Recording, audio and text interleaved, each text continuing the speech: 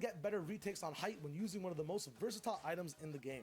Keep your team's position in mind while breaking, jumping, and blasting into the air until you get it just right. And who knows, maybe you can have that top play or amazing clutch that saves your team while competing in the FNCS.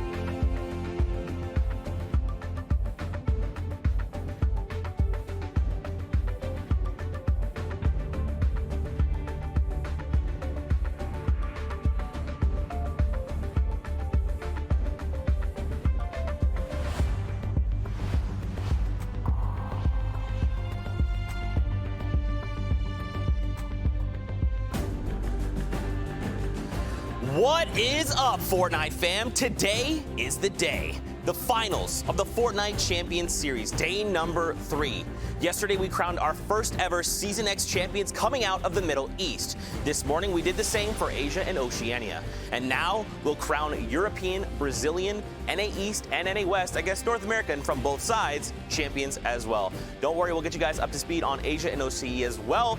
But first, let's go ahead and start the show. You guys know who I am. I'm Zeke. We've got Sundown over here, man with the most beautiful hair in all the land. There he is. That's absolutely beautiful. Shout outs to makeup. In the back, we've got Dr. Lupo, one of the man's most impressive of the year. He even got an award for it. Monster D-Face, that guy that people just still cannot tell us apart because of. And then in the front, we've got the bigger man with bigger plans who loves mayonnaise and will be eating a jar of it, Shio Wager. There he is, flexing on everyone. All right, Fortnite fam, let's start the show. We're starting things off with the schedule. Right now, we're going to be hopping into some of the action in Europe, some of the action in Brazil a little later on.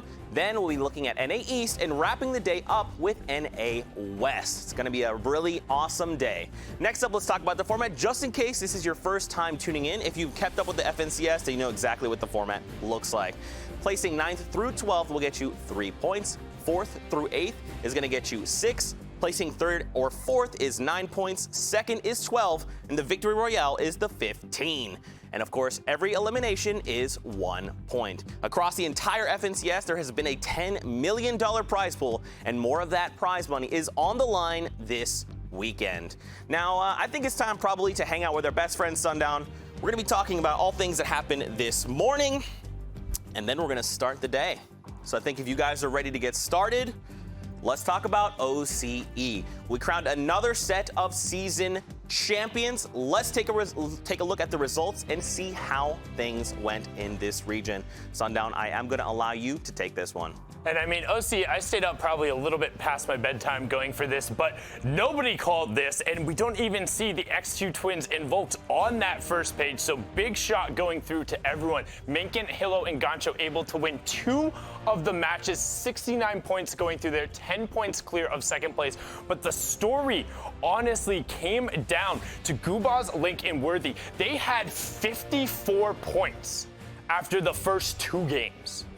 And then got ran out the rest of the time. We're not able to clutch it up. And this was not what we were expecting to see in OCE. There were a couple of very clear favorites. But if you look top to bottom, this is the tightest spread of points we have seen pretty much in any of the heats. And I think it's a good indicator for what's to come later today as we get into the other major regions, because there were some great games, some great moments, and a lot of contested going on in OCE. That's right. And again, we'll take a look at Asia. Then we will name both of these season champions right there at the top. Ruri, Rizard, and Moth, the Japanese trio. 125 points yesterday from Sinnoh, Hoojae, and Peter Pan. We saw 121 points out of their heat. We thought that was impressive. We did not expect this trio to come out on top, lead that number by 4, and a heat as stacked, or excuse me, as a finals as stacked as this. It's insane. All right, and again, we're going to look at point differentials. If you take out the top 2 teams, this was really competitive.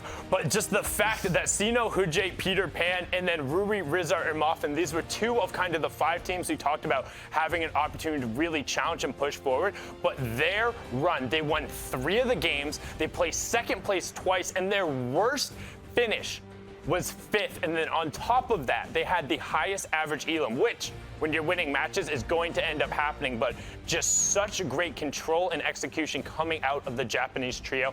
They made it look easy in a region where we said, hey, there wasn't really a clean favorite, so whoever's going to catch fire that day, they did more than that, man. There you go. Well, again, congrats to them. Now we have to add them to the board of the first ever season champions. Like we said yesterday, we added the Middle East champions. That was the power trio of Fahad, Yonks, and NM7. Now we add to the board the Oceania season champions. You want to go touch the board? You know what? There's a special person I'd like to invite to try and do this again, because I feel like I believe. I believe. What do you think, Lupa? Do you believe? I believe right now. I'm not walking over there because it's not going to work. Gentlemen, if you could, please. Okay. He says it's not going to work. We'll go ahead. We'll punch refuse. that Oceania ticket right there. Congratulations to Minkin, Hilo, and Gancho for being the first Season X champions coming out there, and the first one's coming through on Championship Sunday. And then the Asian champions, of course, will be that Japanese trio, the Crazy Raccoons, plus Riddle, Moffin there, closing out the rest of the lobby, nearly triple 3rd place and way ahead of that T1 trio. Congratulations joining the Power Trio as our first 3 Season X champions. There you go. We also have 4 more opportunities to try and get Lupo to touch the board. But with that, guys, we are getting ready to take a look. Let's remind you of all of the teams heading into this finals out of Europe. There are a lot of players. Ooh. I wasn't kidding. Just breaking this down, gentlemen, I don't know if you guys can see from that far away. I'm going to probably just take a step back so you can see with your eyes. What do you think? I mean, there's a lot of big names here. It's a lot of names, Zeke. Right here at the bottom left, Shy Wager. I mean, this is your trio, right? My team to look out for is the one next to them, though. Crew, Beehive, and Chapix. They've been having a good running. Yo, they played really good yesterday. They were talking about it as well. They're like, we didn't play any trio scrims or anything. A little second place here, no problem. We're looking all right. And I mean, when they start rolling, they're rolling. But Shy, anything you want to comment on here? I mean, if we're just going by the last 3 regions, I'm smelling the same thing every single time.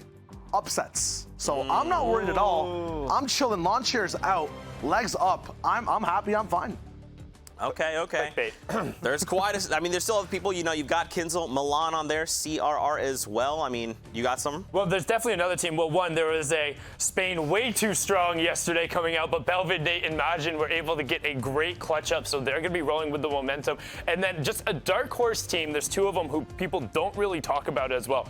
Elocrats, Klusha, and Thomas. They have been making plays. They're capable at the very high level of breaking through that ceiling, and they're one of the teams who, when they're rolling, can be very dangerous. But if they get stopped early, they can be shut down. And then my most consistent trio, the ones who are the best outside of MMB in terms of overall placement, Tohaj, Bella EU, and Caxi. They say every single time, we play for late. 70% of their points come from placement, but when they're averaging a 5th place overall and you're hitting those placement thresholds over and over and then tacking on elims on top of it, they're disciplined, they rotate incredibly well, and they don't leave their team. Don't be surprised to see them contesting in the late game over and over again. Honestly, go ahead. I just want to throw out there, we saw a big come up over the course of yesterday and the day before. Dollar C and squad, that trio is really, really solid. Dark Reno and Saner, all 3 of them solid players. I would not be surprised if you see them end up in a top 5, top 3 on the board towards the end. Hey, you get the win. I'm looking out for it. Don't worry. There you go. I mean, even then, looking at the board, like, there's not really a weak team on here. Even then, with some of the guys who I'm not super familiar with, there's somebody who we at least saw during the heat, so I'm like, yeah, he had some moments, or like, they were pretty solid. So I'm excited. This is the best of the best when it comes to the trios, and Europe in particular. The region is loaded with talent. And I mean, Zeke asked the question yesterday, what region is your favorite? What do you think is the most stacked? Just looking at this list right here, I don't know about you guys, but puts fear in my heart as a player. I wouldn't want to be messing with this region. This is going to be a very fun day to kick things off. Monster, you could crank 90s on all these guys. You know that, right? Don't even try to take it there. He said it, just so you know. If you want to challenge I a did hear 1v1, that. make sure you reply to anything he tweets. Just put it out there. He's up for it. There you go. There you go. Comes Let's the not mail. forget the power trio coming out of Europe: MMB, Mongrel, Mitro, Benji. Can they be the season champions? But also right next to them, and I was going through, like, everyone's really, really, really high on Amplify, Miro, and Matzo. We saw a lot of their play. They're a young Dutch trio who have all formed together, and they've had really good chemistry. Listening to their comms, they're very similar to Mongrel, Mitro, and Benji, but they seem more precise, and seeing that level of execution in teams who we haven't seen in that long, I mean, it's going to be so good, but I think the games are ready. Sounds like the games are ready. We won't hold you guys up too much longer. Don't forget, we're hopping into Europe right now. We've got Monster D-Face, Dr. Lupo to kick things off. Gents, let's hit it. Zeke, thank you very much, gentlemen. Enjoy your little step away from the action here. Meanwhile, Monster and I are going to dig right into it. Europe, 6 games from start to finish. We've got you covered. A plethora of insanely well-skilled, high-skilled players. If you had to pick one team right now, just keep your eye on, who would it be? I don't have a pick. I just want to see. Remain neutral. I want to see the European respect region it. set the stage, set the stakes. Let's jump right into it, guys. We're ready to watch some action. I don't know about you, Lupo. Let's Dude, go. I'm ready. This is the largest prize pool of all of the regions. $1.6 million and some change, to say the least, is insane. And here we are, game 1 of the European Finals, the Season X Fortnite Champion Series. And something I want to point out off the bat, Gotham City already has multiple teams here. And we're talking about a big split. There's a split going from Shifty way down to Gotham. So look at this stretch here. Those guys actually didn't land in Shifty. They just spread out all around it. They took all the outside loot. They're trying to choke point all the free gear that they can get and then come back in and converge on the center. That's actually crazy. But the team that we want to see the most here, Mongrel, Benji, and Mitro, uncontested. Kind of no surprise, honestly. They're not the only team, at least they weren't initially. It looks like whoever was floating with them ended up going past Blacktops on the east side, so MMB has the entire area to themselves. I think at this point, this is already looking like it's going to be a really solid game simply because of that. You've got shield splashes going around already. He's going to farm up in here. Yeah, the chance to basically get free shield up the husks. You've got even more splashes right there. Pick those up. And just already dominant loadout, pump, SMG, minigun, extra splashes. It's just they set themselves up for success. And we saw it yesterday. Are they going to run away with a big lead because of it? Image going to get taken out here by XO with the nasty little hip fire right there. That was very clean for what it's worth. It's hard to hit those shots when you only have a couple of bullets in the mag. True. He's going to move back up top, try and get back with the rest of the trio. 2 players still inside the house. Or I should say the clip, right, for the infantry rifles. That actually would be correct. Tryhards out there, yeah, That would be correct. That is a clip. For you guys. Get 2 of them down. The last one up above. Shots. A little back and forth here. Picking up a set of eliminations. 3 already early in Fatal for Nyx, Deidre, XOXO. Deidre. Deidre is someone that Sundown pointed out to us a long time back. Someone to look out for, young competitor who's been putting in work on the scene. That's a pleasure for Nyx to get a little 2-piece right there. And it's like it's like just free points basically, right? Because he didn't lose out on anything. They don't have to waste any extra heals. He's back to 100 health. That Siphon treated him well here. They're off to a really good start. In Fatal Fields, we haven't seen a lot of action in Fatal, but for 2 squads to land here, that was it's a little surprise for me. Just keep in mind, too, over the course of the day, while we watch Europe, NA East, NA West, and touch on replays from other regions, if there are any players that stand out to you, do me a favor, go check out their channels. There's a lot of, they're all streaming, creating content, could be YouTube videos, that kind of thing. That's right. A lot of these players are putting in a lot of time. And if you do see someone that you like, maybe they pull off something crazy, maybe they get destroyed in some way, shape, or form, make sure you're checking out everything that they're putting out as well, because there's a lot of people out there. Another one of the trios, World Cup duo champion Aqua, along with Shinken and Stompy. This is a full qualified trio right here. Full qualified, That's a 100%. Scary trio, man.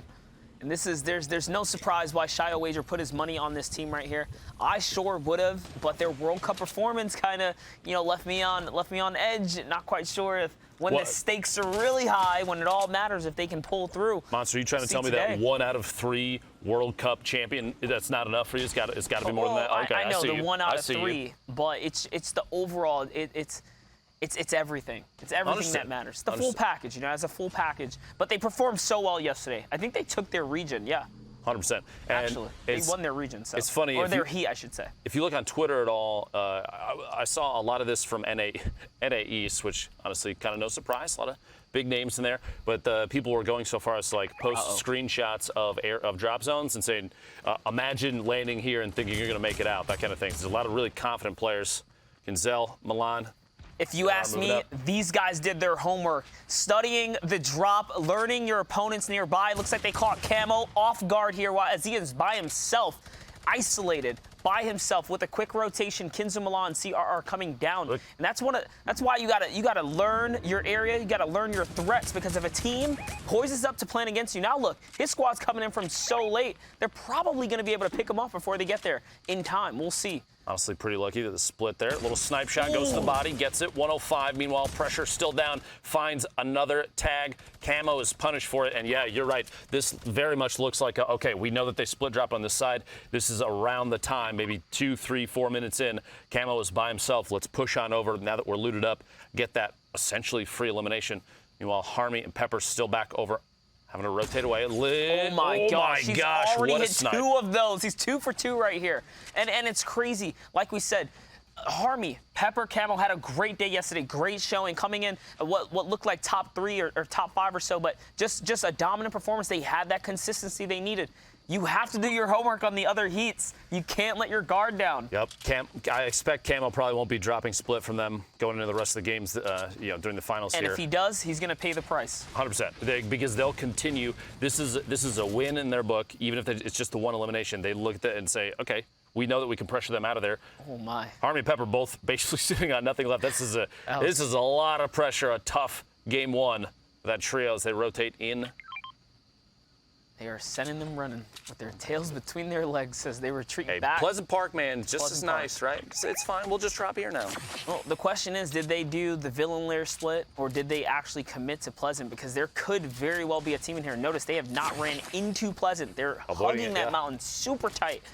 This is the proper move to make. They're just so ahead of it. They're Pressure's going up the mountain. On. Yeah, 100%. Pressure's going to stay on. These guys are going to push up top, look down from above. They do not want to let these 2 get away, because as it stands right now, they may have potentially caught them off guard on low mats. I don't know for sure, but if they're running, there's literally no reason that you would let it go. You have to keep pushing. Read. They just read this so perfectly. 100%. They didn't see any movement in the main or the heart of the town, and because of that, they've now isolated them. They know exactly where they're going, and this is the choke point right here. They're just going to chase them all the way through, and they have enough zone time as well. Here it comes. This is going to be Shockwave big. Says, hey, Drop let's right go, on and top. you know they're weak. Drop right on top, They're flying cut straight across, Doc Lupo. Oh my gosh, building up. On Kinzel, a split there. Pepper and Harmy now away from each other. The Shockwave pushing them away. Launch pad to get back up in the air and continue this run away. Ooh. Beamed out of the skies. A knock on Harmy comes on through for CRR. That's right. They only needed 1 too many hits right there. Just a couple. F's in chat to pay respects. Honestly, this is a tough early game. Harmy Gonna have to go down there. Pepper still pushing so chat's away. an emote only mode. What emote would you choose to represent the sad times? Bible thump in chat, please. If you're on Bible Twitch. thumbs. Bible thump. Let's get 100%. some Bible thumbs For real, in the chat. non-stop. For Harvey and Camo. This is honestly, this is such a tough game one because honestly, like your strat is exposed. You have to change it already, unless they're feeling confident enough that they want to challenge this going into game two. I mean, yeah, they could very well, set up the countermeasure for the quick rotation. Yo, don't do Can it, don't Kinzu do it. hit a 3 for 3? No, he's actually going to miss that snipe there, but the onslaught is on, the pressure is on. These eliminations count for so much. We know they do. The points, like this right here, might be our leading team for all we know. They already have 2. They want to wrap this team up. Looking to find another bead. Pepper still running there. Kinzel already showing very accurate with the snipe. Can't quite land that one yet. And Dude, if Pepper's they would have so just low. used their ARs, though. They would've had Exactly. them. Little do Literally they know. Just sit for shot. Hey, Oh, there it is. there it is. Yo, are you in Discord with them right now? No, definitely not. Well played to Milan, who Big shot. lays Yep. one from downrange, and little did he know, he's so weak. A little Has to, stretched out as far as sneeze on him. stretched out as far as picking that 3-piece up. It still gets all 3 eliminations. Meanwhile, Gotham, we talked about it earlier. You mentioned that it was already early game contested. Well, here we are, still contested. Clement all by himself, 68 HP left, and there are 2 other trios in town. Gonna move on through and try and find some upgrade. Didn't grab the green tack on the way through, but shots pushing around on the outside. Can't quite connect and goes down. 1 trio down. There is still 1 inside. It is Pate, Ritz, and Andretta. And Andretta, dude, Andretta was crushing yesterday. He had a phenomenal performance. They took their heat. So this is a team, once again, that has been on fire over the course of the weekend, and that's what you'd like to see. But I got to give some respect to Clement. Probably one of the most disgusting clutch-up plays of the day yesterday, going out into the zone, using the launch pad, hitting his that was 180 wild. shotgun shot. It was such a wild the shot. The campfire for like 1 tick. He was hitting splashes on the way through, got Crazy. tagged on the way back up, and then the jump 180 flick with that pump shot was insane. That's like, if you hit that clip, you better put that on Twitter, YouTube, everywhere. Immediately. Everywhere. Just when you thought we saw as clutch as it can get, we see something crazier with the innovation behind just when items get introduced to the game and all that kind of stuff. So fantastic showing yesterday, and I just wanted to give him a little extra shout out for that one because that was a highlight of my day, without a doubt. My apologies, Paytech. I've been pronouncing your name wrong for literally like a year and a half, homie. I'm sorry. Well, what did we say? I said Pate. It's Paytech. Oh, Paytech. There you go. Paytech. We got it, buddy. You deserve it in every way, shape, and form to get your name properly shouted out after yesterday's performance. That's a fact. Thank you, Zeke, first for place. letting me know. Shout out to Zeke coming in clutch. That's with a quick adjustment right there, but 135 above that threshold. Storm Surge, still game 1. Have a lot of opportunities to change up strat if need be. Sitting here down at the gas station, gonna farm up all the little materials. Even those little short walls up top need to get picked up. If you're trying to min-max your materials in this area, you got rock on the Lupo. outside, everything down here, Guess man. what? What's up? Gotham City's in Fortnite.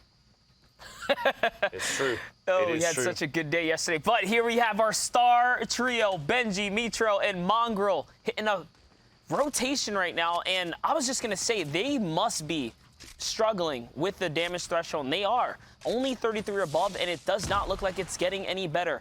They have to put some shots on some players. We saw this same situation yesterday. They had a trio encounter them, and had that trio just waited a second longer, Storm Surge would have been against them. So here they know now, pressure's on, shots are coming in, the Splodes are focusing in on them.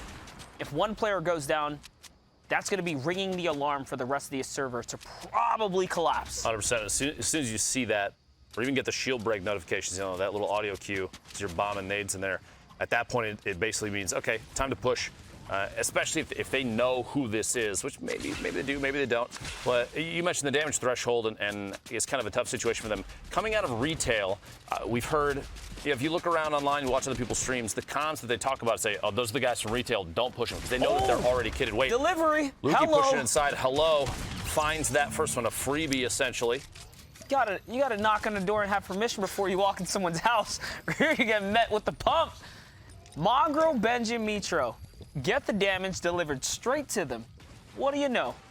Someone got a little thirsty because they heard the shield crack, but the splashes were enough to recover the entire squad, and they punished that player just like that.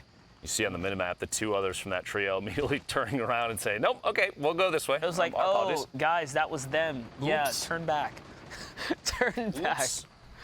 Big oops in the chat. On the screen, the trio that I mentioned, Snader, Dark Reno, and Dollar C, sitting up on top of the hill up there. Meanwhile, Stompy, Chinkin, and Aqua still in it in here on the crest. This got a big drop off in the east, north, and south. This little burger hill is a very important one for line of sight on people, but another team inside the boxes is going to have to take ownership of these surfaces, trying to knock out the wall. Gets a solid edit and a shot through, finds Majin from Atlantis, drops on out, and that elimination comes on through for Stompy.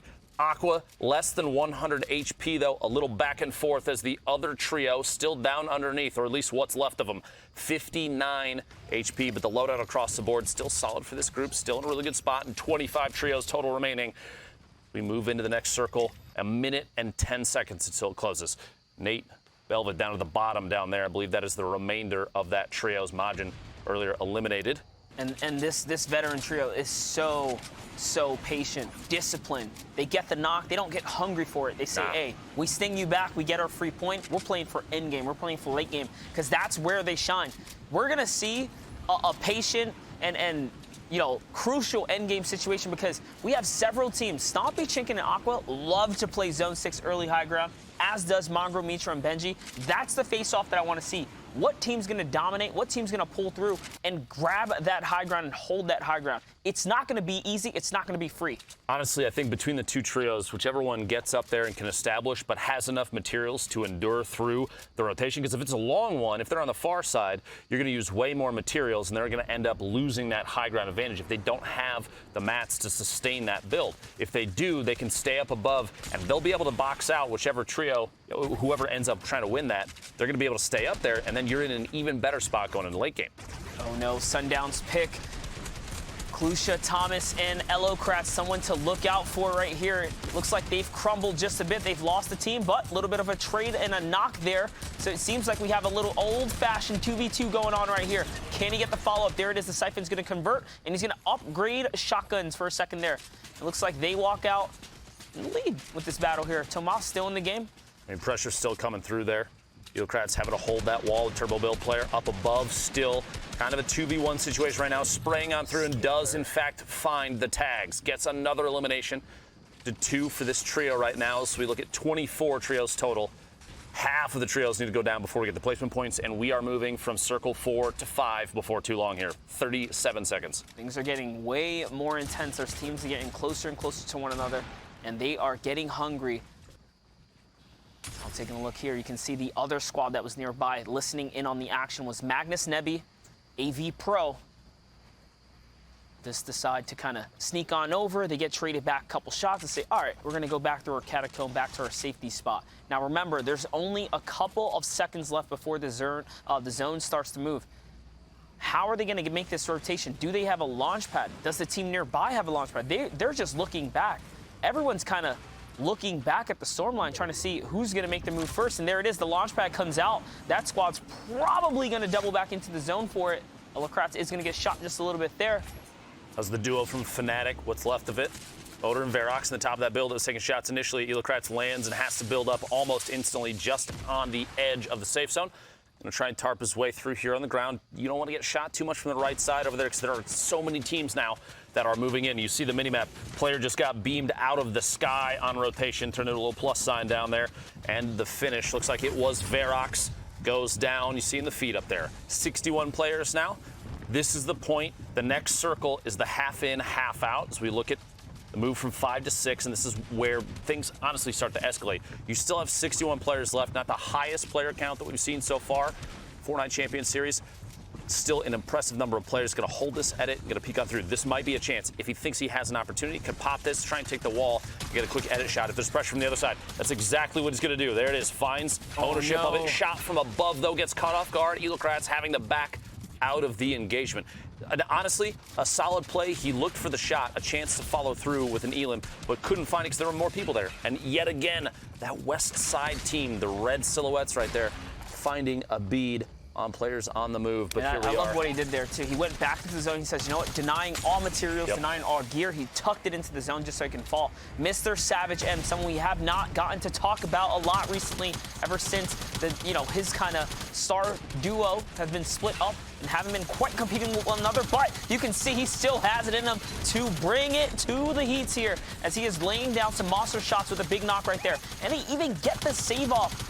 Rojo, another World Cup veteran. We saw him get second place at the Fortnite World Cup, in the running right now. So this is a sleeper team right here, if you want to call it that. Ooh. Lovely grenade launcher shots right here. He's going to be able to crack open the build. Someone's trying to revive nearby. It was 3 explodes, though, which is enough to penetrate the metal right there. But there is no knock for them. Quick edit right here is going to get them up this mountain. That's a perfect launch pad up to the high ground right here. Mongrel in the feed, picking up an Elim. But Wiki going down. Mitro picking up a pair as well. You can tell that trio is, they've got to be sitting on a lot. They got Tohaj and Chapik. Yep. 2 power trios have lost a player to the likes of Mitro, Mongrel, and Benji. Mr. Savage, though, 1 elimination. The Huge only knocks. one of the team right now. 6 more trios need to go down. Going to be time to shoot down from above. Players going to be on rotation for height because of the position in the next circle. You have a hill there. So if you have high ground, even on a low number of players, now's the time to take some shots down from above because they're going to be on their way up to you. You have the advantage. Here, 1 more explode left, 1 grenade. I love that he's using the explodes here to keep everyone low. This is going to force them to battle one another and delete the server, and that's going to be a beautiful knock right there. He pressures the build so the explode falls into the box, and he catches a player right there. Squalls is going to go down, as does MCES Orc, because they're right next to Mongrel, Mitro, and Benji, so that's like a little freebie for them. If they were in that battle, they got the free pickup. Another Elim falls to them. It's like Flexi picking up an Elim in the feed there. Deidre and squad, Deidre and Nix, they are eliminated at this point. Alon, another one there. 15 trios. We're close to placement points here in Game 1 of the European Finals for the Fortnite Champion Series of Season X. Now think about this. They have to get up and over this mountain with the zone in front of them. Mongrel, Mitro, and Benji are in the storm right now. They're eating so much storm. There it is. They found the launch pad. Wolf Savage hold him out of the zone. Yep, Benji gets shot by the shotgun right there from the box that he just passed. Time to crank into the sky. Nice RPG to high ground right there to apply a little bit of pressure. Can't allow the high ground players to dictate the pace of the game. There it is. Mr. Savage is going to be able to get off that mountain, and now they're going to claim the next best high ground. Mr. Savage is running it right now as he's pressuring players coming in from the top here. Are they going to challenge it? There's a team pressuring up. No, they're going to box up and get together with one another here. A poetic shot moments ago. Benji Fishy and Mr. Savage both on your screen, but separate trios. 12 trios remain. We're looking at placement points here in 1 second, and players are keeping Someone that falls in in a box. X8 goes down. Savage finding another knock, trying to build on through here, but loses item in the back, and maybe just a chance going to be able to get this revive, simply because the circle is literally going back the other way. He has to get the save, right? You have to get the save. He's going to go for it. Yeah, serendipitous that it changed directions and literally reverse, building the pyramid over the top. It's phased, but it's enough that it will throw people off if they do come into that box. And it's not every day you get an actual pickup off in these end games like this, so that was a very rare occurrence for Savage to be able to save his teammate. Item and Rojo still in the running here. Beehive's gonna go down the feed. Crew gets taken out with a huge pump from Mr. Savage with the flick and the turnaround to put him right down. Here comes a nice little ramp boost to get to his teammates here.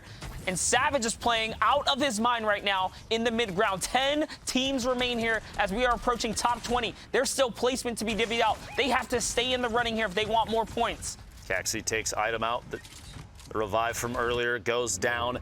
If this comes down to a Mongrel, Mitro, Benji Fishy versus Mr. Savage and crew, it would be absolutely ridiculous. And they are directly on top of each other at this point. You still have players, Rojo on the ultimate low ground down there, basically down to 30, 40 HP. They're so split. Rockets from above, though, and Savage does take a direct hit from the trio up top. MMB asserting dominance with the ultimate high ground. We've seen it so many times. The RPG late game, if you have that high ground advantage, is so good. You better abuse it every chance you get. But Kaiser eats a huge one.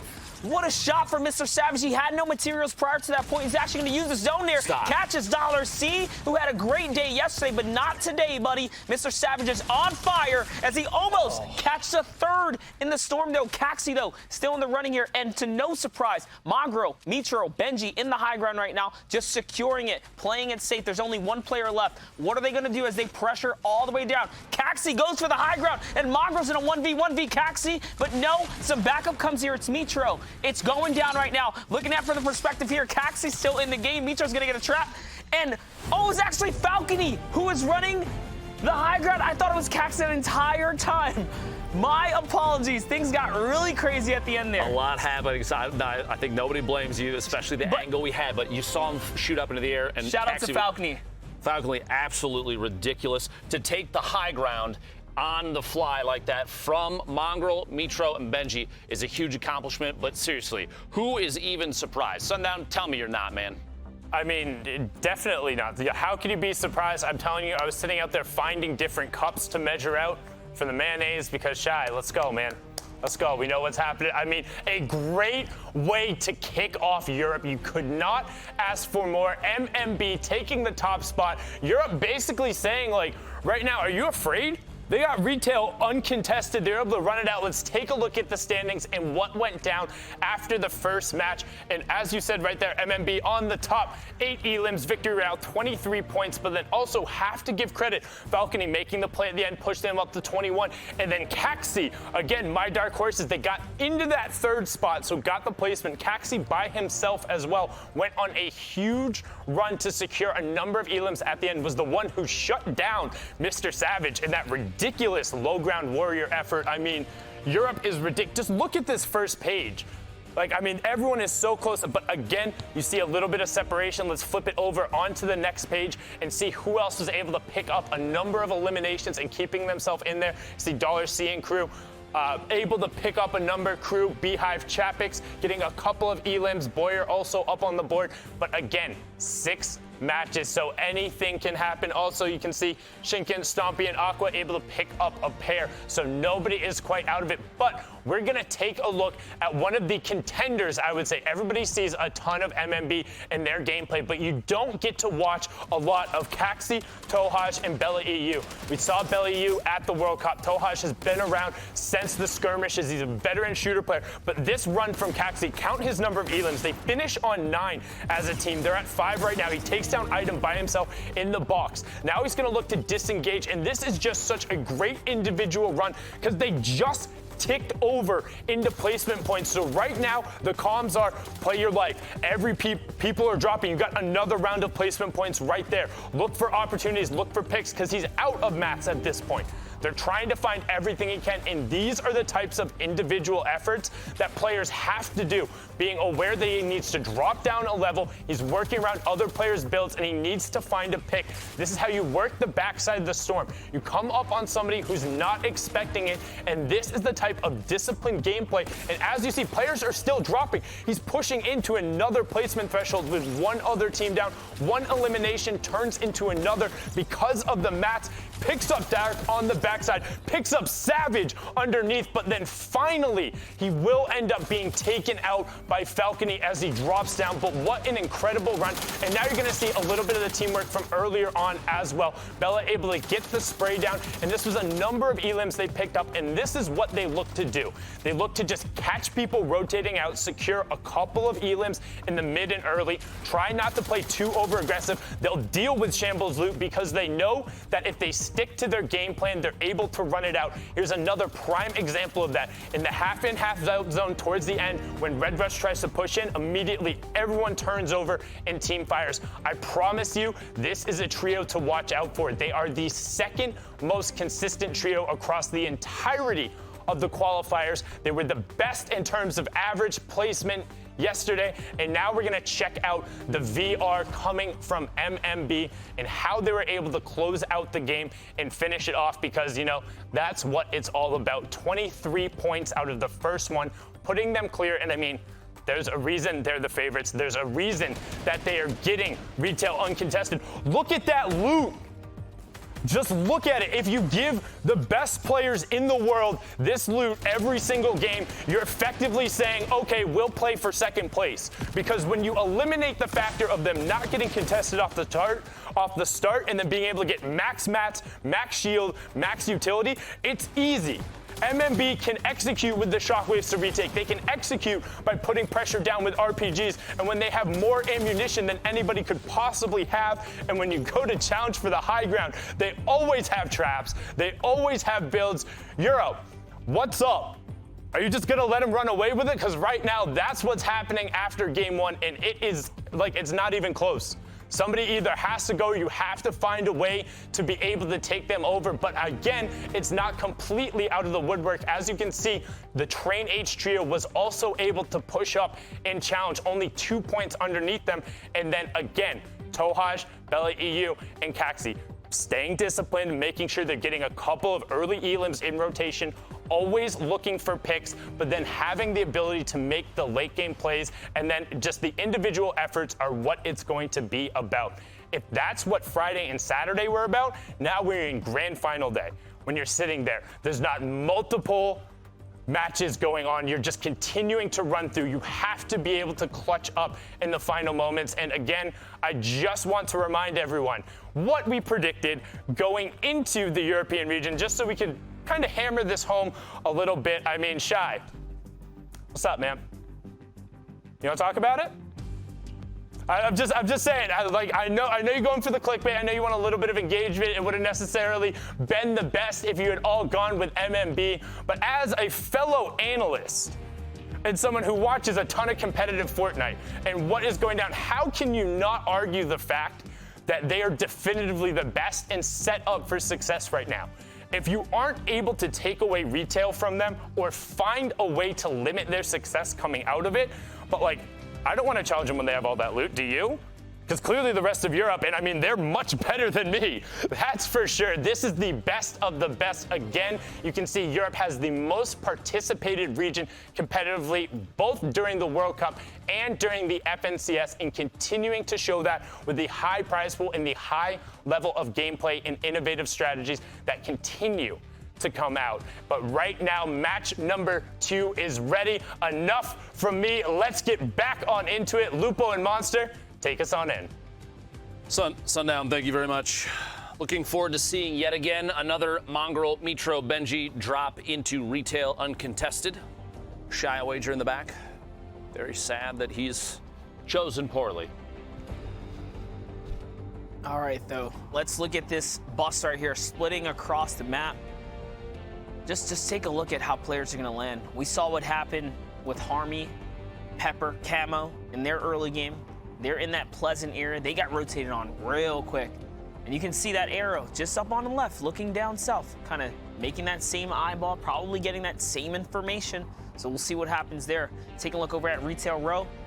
Sky's looking clear. Nice sunny day for Mitro, Mongrel, and Benji once again. And not only that, the coast is clear to Lava Pit. The coast is clear far down south. The coast is clear to about as far as Racetrack.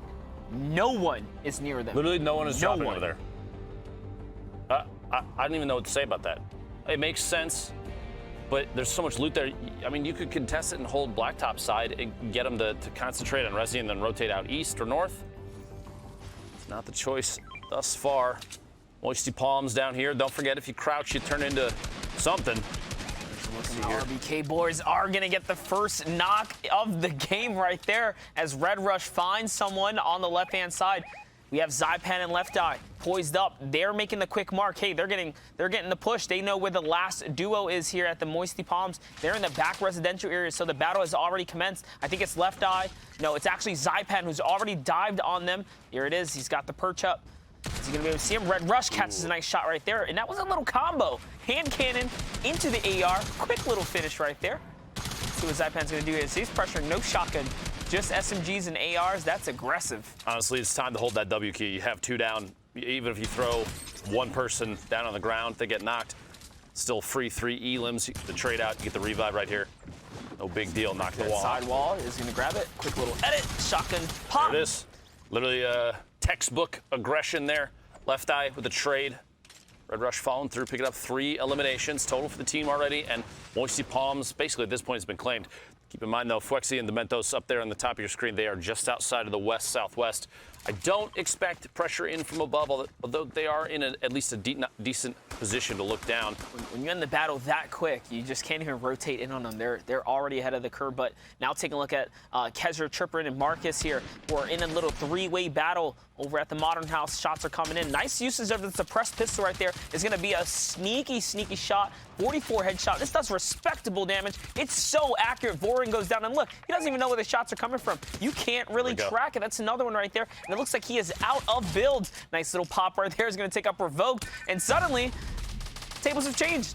Now it's a 2v1. He's going to push all the way through. And potentially they didn't realize the suppressed pistol may be one of the best kind of mid-range weapons right now, just because the underrated early game, it like I said, it's so accurate. You pace your shots, you could even spray with it, and you'll still hit 44s. We'll edit there, looking to follow through on this third one. Pick up a trio, and maybe the revive is very fast. The edits. Now still in 2v1. Gets another tag inside. There it is, the follow through, and Noward, sorry. Eliminated. I like how he played it, too. Solid. He played it safe, right? He didn't do anything too reckless. He didn't jump in. He was like, you know what? I'm just going to make the edits. I see that you clearly can't build. You're in between all my builds. He just takes it nice and slow, took his time, got the pop in, and just like that, they cleaned that up real nice. That's 9 points now. They're in the running. Honestly, hats off for baiting your teammates with a suppressed pistol at that range and being effective enough that at first you might think, what are you doing? Yep. It ended up being literally the best call at the time. So seriously, very solid play there. Looking at Starly. Dude, Starly's just watching. What's going on here? Is he poising up? Yep, there's Aqua and Shinken up top. So they see what's going on. He's trying to see if he can get a side shot, maybe baiting his squad mate. Talking about baiting out. Looking for a little bit of bait there. Aqua tries to take the high ground, and actually he is successful. He finds a little piece of it. This is so sturdy here. It's built up on all of this brick, it looks like. Here comes some Splodes, though. This is a weird fight. This is such a weird fight. Just the angle, the placement, where you are on the map so early in the game. But the high ground take right there from Scalar, timing the Shockwave, and suddenly the surprise factor. It's his now, and he actually laid a ton of shots down with that sub SMG. He has no shotgun, though. Up until that Shockwave, it was basically a 2v2 with each team having their third player bait on the outside and wait for a chance to take shots. Here we go, a push on through, a solid take of the wall, finds Aqua, which means Stompy and Shinken need to make a push, a play here. Shinken actually goes down to the feet as well.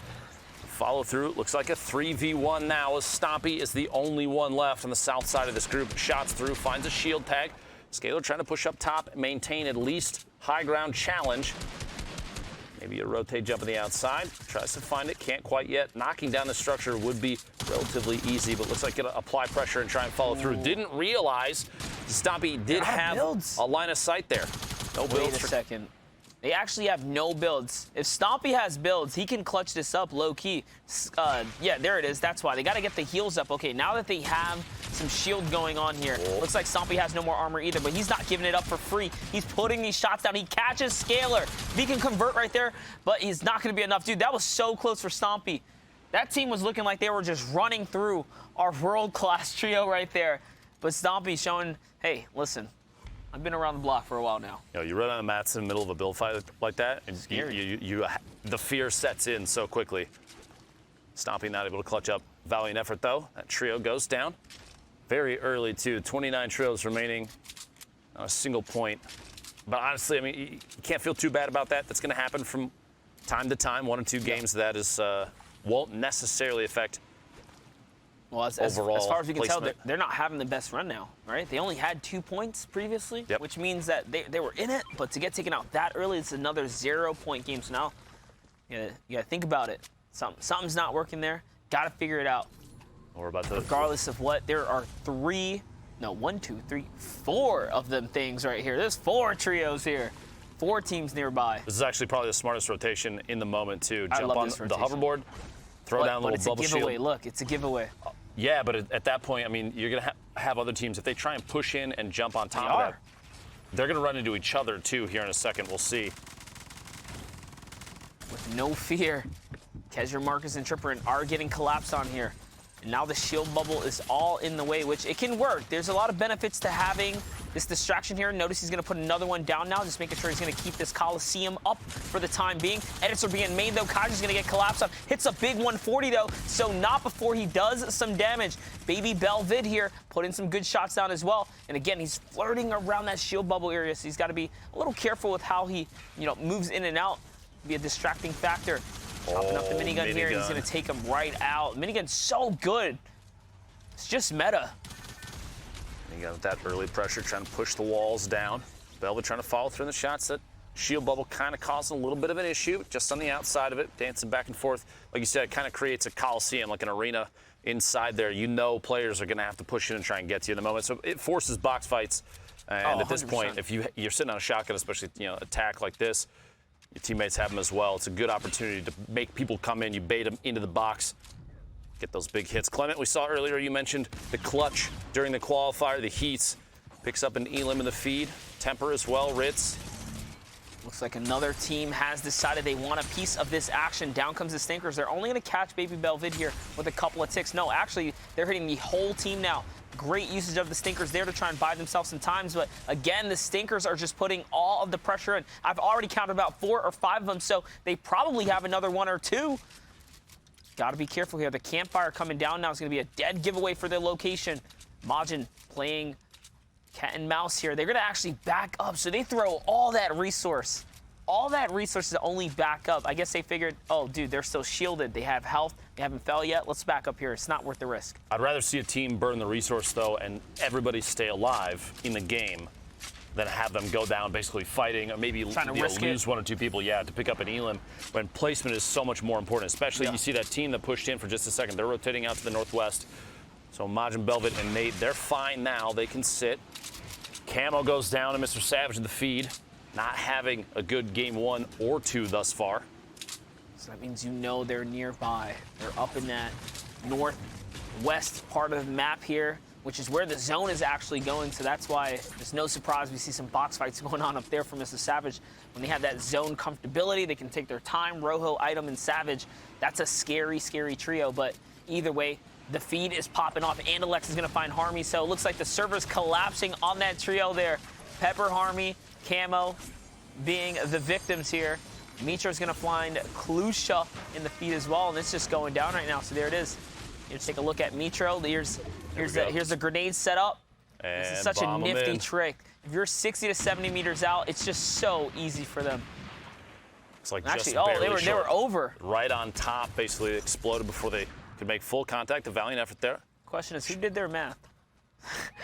Work on your geometry, gentlemen. Mitro, Mongrel, Benji Fishy sitting on 23 points thus far. That victory royale from last game. There's that elimination on Cluja, the knock previously. Put them up to 24 now.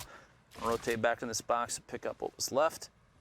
Shield bubble protecting the team they tried to drop bombs on just moments ago. And they're going to rotate across, get closer to the center of Loot Lake there. That permanent rift.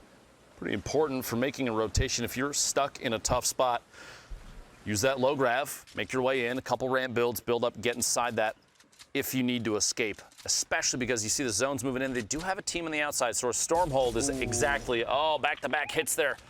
Mongrel finding a bead on a team moving in. And that trio, they want to push for that rift. They can make it to it without going down to MMB. Be a big save there, but we will see if the Stormhold decision, what comes through for this trio. It's crazy because, at this point, it's just become such an iconic loadout for Mongrel. The infantry rifle in his 100%. hands, just deadly. Putrick gets knocked there. And that's exactly what we're talking about. It's just deadly. It does too much damage. Excuse me, it does just way too much damage. He's too accurate. He pops everyone with it. It's over. You're too good. Please stop. Game 2. Good. Already looking like it's going to be a good one for this trio. And it's important to note, even if you just get the tags on the outside, you do have that 60-second window after dealing damage. If the storm ends up being what knocks the player you tagged, you do get credit for it. And he's going to look for another hit here in a second. Kind of surprised to me he didn't stay on that. He saw the player building up on that ramp, had a chance to peek up 1-2 shots would have been enough, potentially. They're marking it like crazy. Going to fire in now. Here we go. Finds back-to-back hits. So scary. Accurate. Mitro, another elimination. And it's unfortunate because they already hit one player, right? He popped them twice. That player was weak on health. They must have had a fight in the storm at some point or another for them to be so weak coming out of the storm line like that. They got one, they got two. You know they're going to hunt down this third right now. There's no reason not to. That's actually a really, really good note to make. So Mitro only got shield tags the first two shots back. So the fact that the knock came through, that's how they knew they were immediately weak. clued. Yeah, these guys don't have a whole lot left. We have an opportunity. We can push them, get these elims, and this is where they're going to find the third on this trio. Stormy Right goes down right there. Yeah, 187. It was blue. Stop. No health though. Mongrel, human aimbot right now. That infantry rifle, scary. Yo, Mongrel, if you ever want to run duos, dog, I'll give you an infantry rifle every game. I'm just putting that out there. Just throwing it out there. It's seriously, ridiculously accurate. Set this man up for success, as Sundown said. Their trio has just really been taken away here. And it's what we expected. I know it's something you guys have probably heard a lot over the weekend, but it's just that true. It is. It really is. I mean, we wouldn't say it if it wasn't an absolute fact at this point. These guys are far and away one of the best trios we've ever seen play the game. Now, like to note, you do have a number of people stacking up in front of MMB, a third-party chance. If they move across on the north side of this group, you see the marks. They're going to move up there. They have a chance to look down on anybody on the south side. You see the teams, the silhouettes through on the far left side of your screen. Now the center, you looked over real quick as Mongrel's moving forward there. They're going to get in position to look down on this. They do, however, they're going to have people on the north. They're going to have people bunched up all around this mountain. There are so many teams. I would say, 6, 7 teams right there? Absolutely ridiculous. Now, we want to throw up. I mentioned the infantry rifle and Mongrel and actually all of them, honestly, but we want to put up a replay from week 4. Mongrel with the infantry rifle, just how intimidatingly good here in a second. This team pushing up. Cut over that here in a second. We want to make sure we do not miss what is going on right now. Applying pressure, literally just shots after shots after shots. A shockwave there. Good shockwave out for them. Good shockwave out for them. That was the time to move, absolutely. That's right. But Mongrel's going to get traded back. He's going to get hit pretty hard here. Replay's going to have to wait, gentlemen. Mongrel going to stay alive here in the bottom of this box. All right, looks like things are slowing down. So if you want to roll it, now's the time.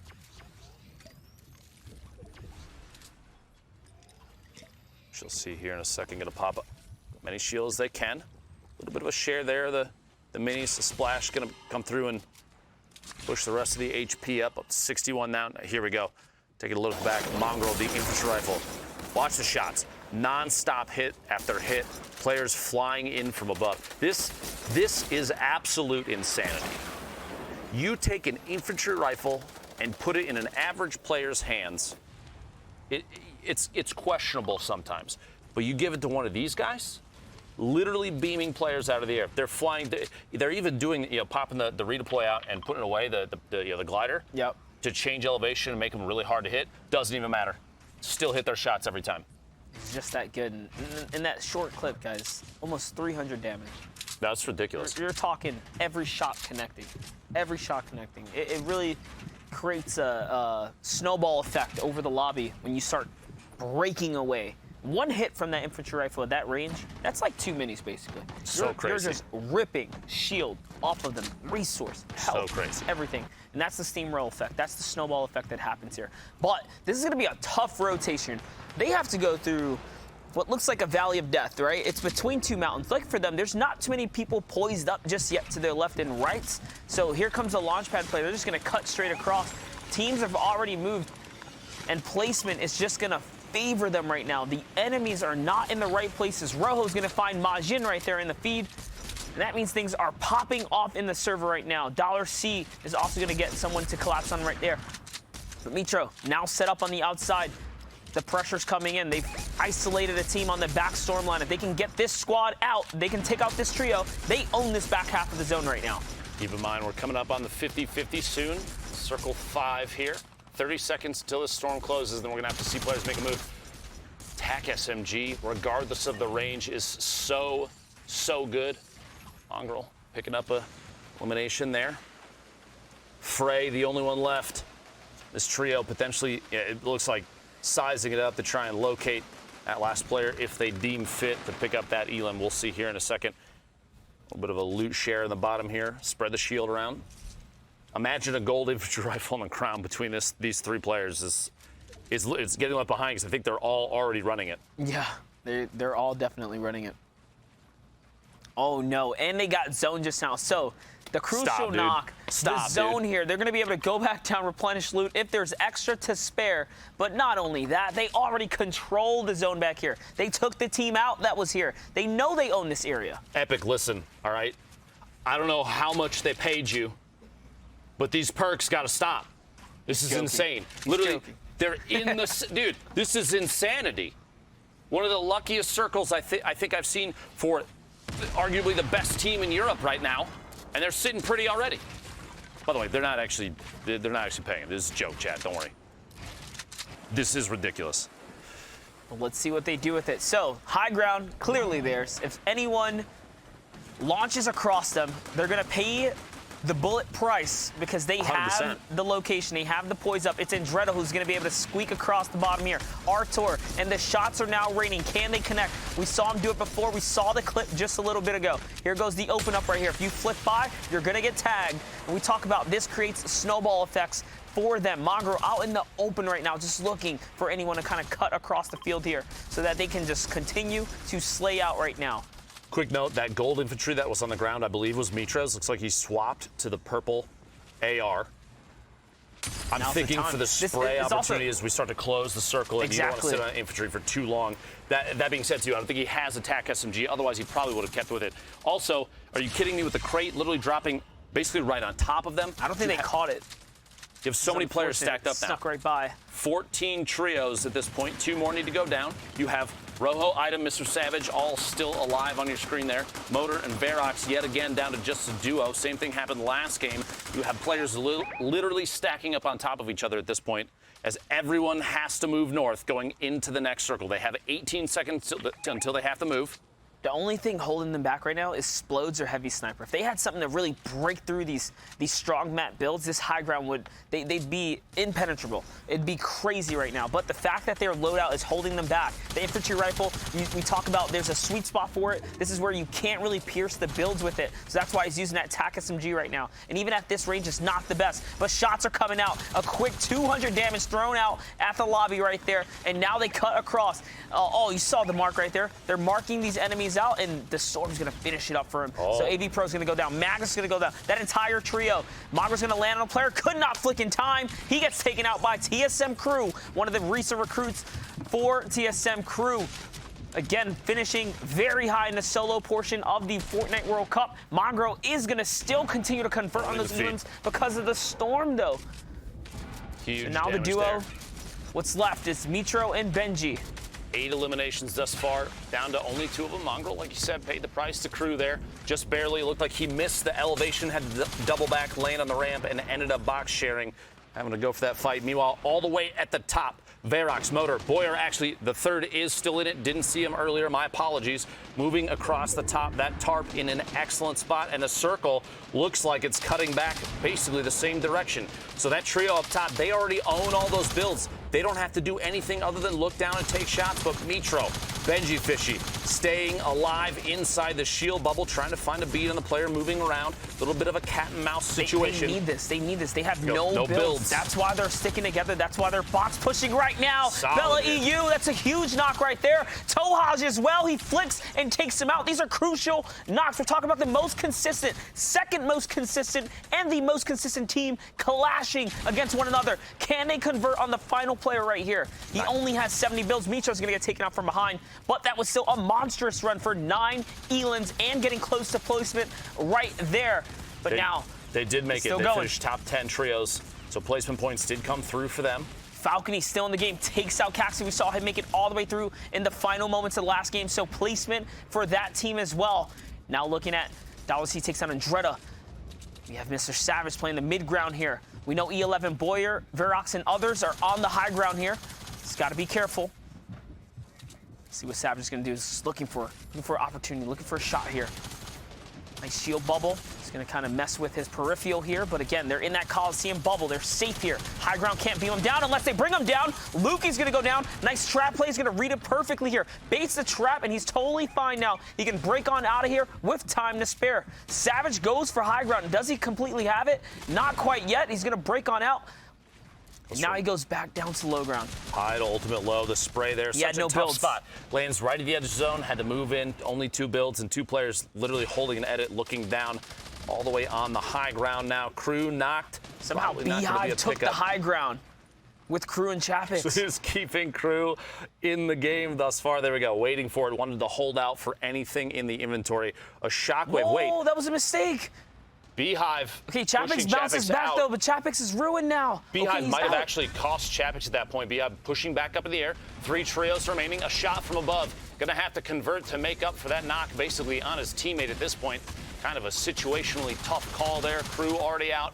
1 player left. Dollar C goes down. Snader picks it up on the slack there. Dark Arena with the finish. Another elimination for that trio. Chapix down now. Hyper vigilant right now. He's looking all around. He has no more builds. He can't even use the Shockwave to break in. He has to go underneath and break up and over if he really wants to here. But he's waiting for the edit, trying to see if he can make a mistake here.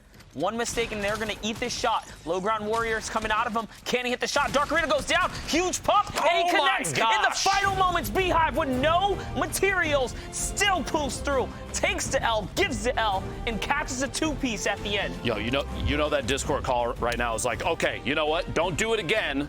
But it's a good thing you got the win. Look out for Beehive, Crew, and Chapix. Sundown and Zeke on the floor. What do you guys have? Thank you guys so much. What an incredible clutch there in those final moments of the game. So again, Europe's pretty stacked, and it's showing it's not just MMB that are going to be the trio that takes the whole tournament away.